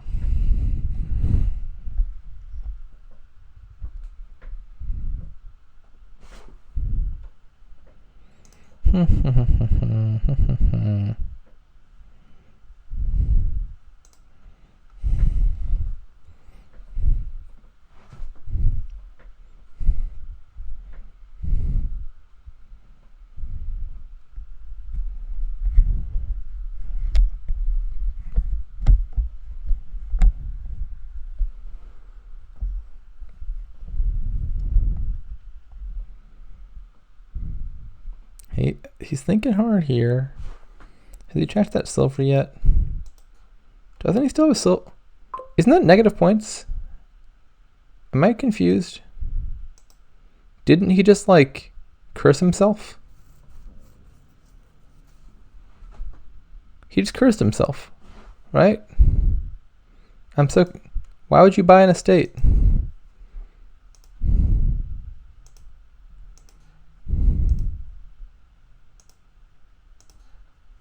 Doesn't that make my job easier? I'm lost now.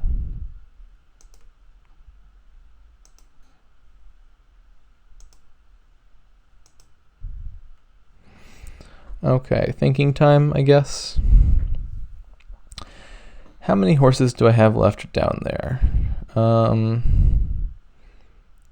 He got 2, 4, 6, 8, 10, 12, 14 horses. Last turn, and there's 2 horses in the track. I feel like I've got some horses down there. I've got silvers down there. It's a little awkward. How am I piling? Can I pile curses? What if I were to call... No, I can't call all of my royal carriages on Witch. I don't have enough actions for that, do I? So maybe not that. I think maybe I should just try to...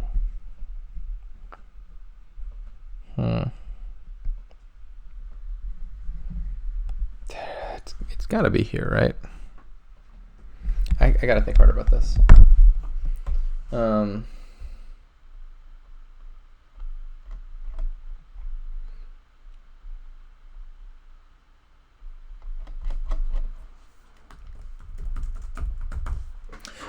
am unfortunately going to take my jolly time. Oh, I just miscounted the silvers. I thought there were 9 silvers gone. There's 8 silvers gone. 5 are in the trash, 3 in my deck. I thought he had a silver for some reason. Okay. So, how do I pile? He trashed his curse. So I think if I kill... No, I have 2 moneylenders. I think my bottom cards are 3 silvers,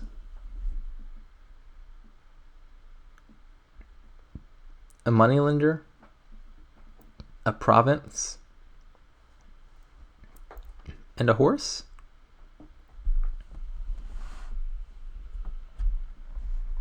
I thought there's more horses unaccounted for, but I guess not.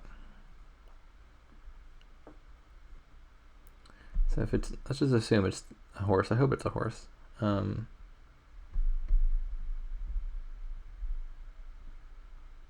That's not guaranteed though.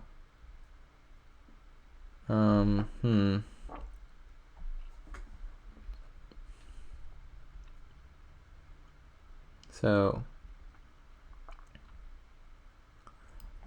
is the gain situation still not in my favor?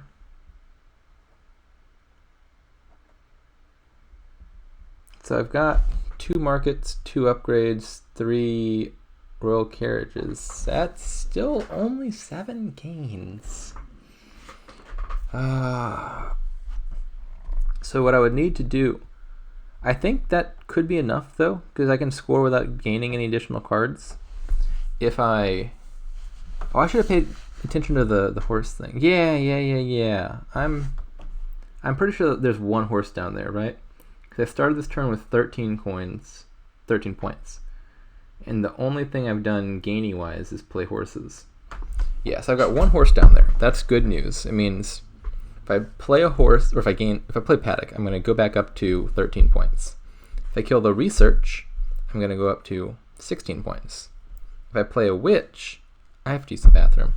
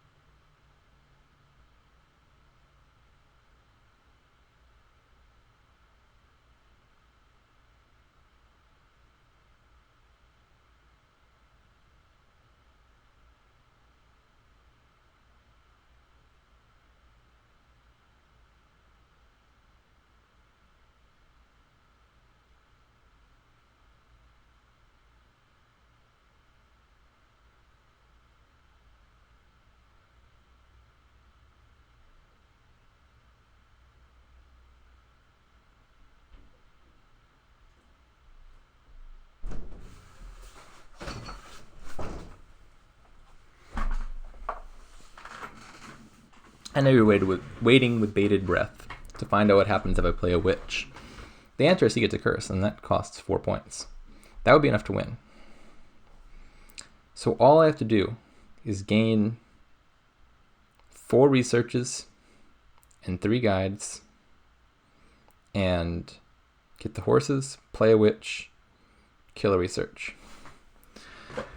That means the research will have to be turned into an upgrade, so I still have enough gains. right? I'll need to buy the guides. So I'll play, but not call guide on, I believe, the markets. Not guides.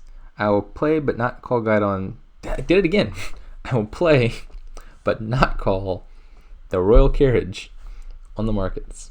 I think I could call royal carriage on markets and probably have enough money and be fine. I gotta make sure I've got enough, like 9 money.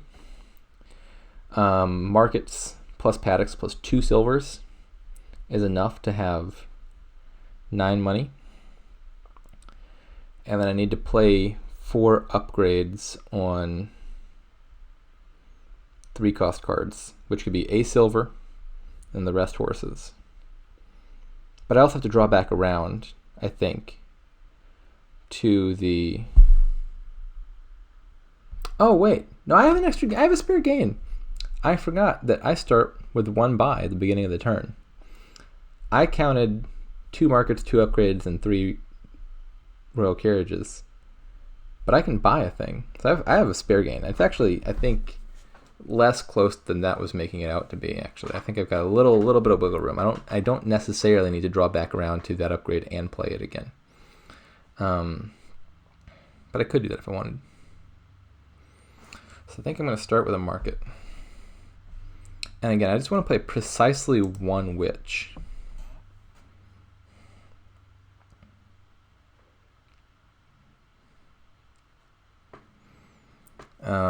It's like I can draw a little bit with a witch, and that'll be fine. So I can play upgrade now and do the thingy. Am I going to have surplus money? If I'm going to have surplus money, it might just be easier to call royal carriage on market. I don't think I'm going to have all too much money to spare, though. So I think it's better to call it on upgrade. We're going to kill that. And we're going to gain an upgrade, I think. I'm going to call the royal carriage. And we're going to kill a silver. Because I have 3 silvers, right? Let me double check this real fast. Gains a silver. J, T, T, J. T, T, J, J. So I've gained 4 silvers. Trashes a silver.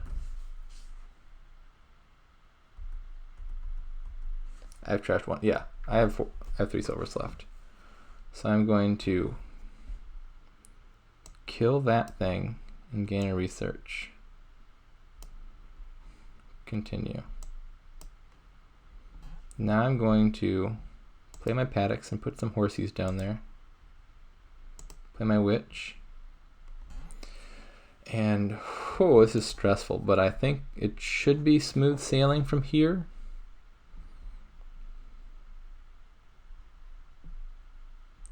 I just need to score 3 more points. Where was that coming from again? Uh-oh.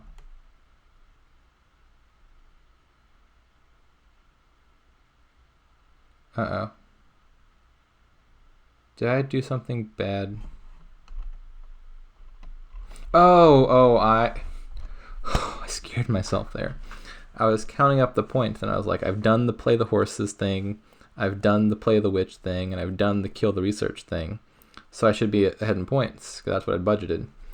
And what I'd forgotten to take into account was I'm temporarily down 3 points because I've got 1 research in my deck, but it's about to be more than 1 research. So now I've got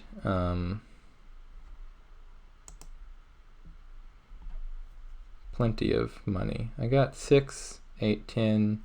Now it still just doesn't make more sense to call the upgrade on market. I'm just going to kill the horses now. I got to be a little careful here, right? Because I don't want to leave myself with exactly 1 horse, but I think I should be fine.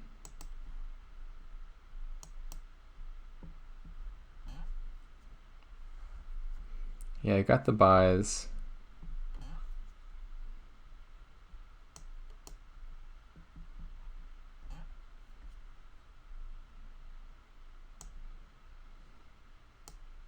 There, I want my points.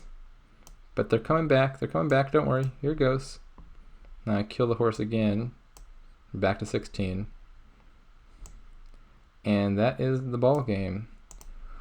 Oh, this is a stressful match. I was playing badly towards the end there, and I'm glad I pulled it out. GG's. That is 6, right? I'm worried because he said GG as if like there's games left to go. Have I miscounted the number of games? Okay. I don't know. That's he's not correcting the error, so I don't think there was an error. I think that is in fact 6 games. Yeah, good match. Avenged myself for, goodness, what was the last time we played? The hand mix tournament, I believe. In the hand mix tournament, I was on a hot streak. Let me tell you, I'd won every single preliminary round. I was first seed, like undefeated, and then this goddamn little terracubist comes along and upsets me, both in seeding in the bracket and also in my heart, and knocked me out in the very first elimination round. And it was crushing because I really liked that tournament too, and I had to make a premature departure. Real bummer there. And so now I've got I didn't even get revenge. He beat me this match. He scored more points. It's just I managed to score enough in the previous matches that losing by a little bit here was sufficient. I don't really have revenge here. I think I'm still in the red. I beat him once in the black market tournament, and then now lost him twice. But I do believe this means I promote to A division. So I end up I lost the battle, but I won the war. All right, well, that's the match.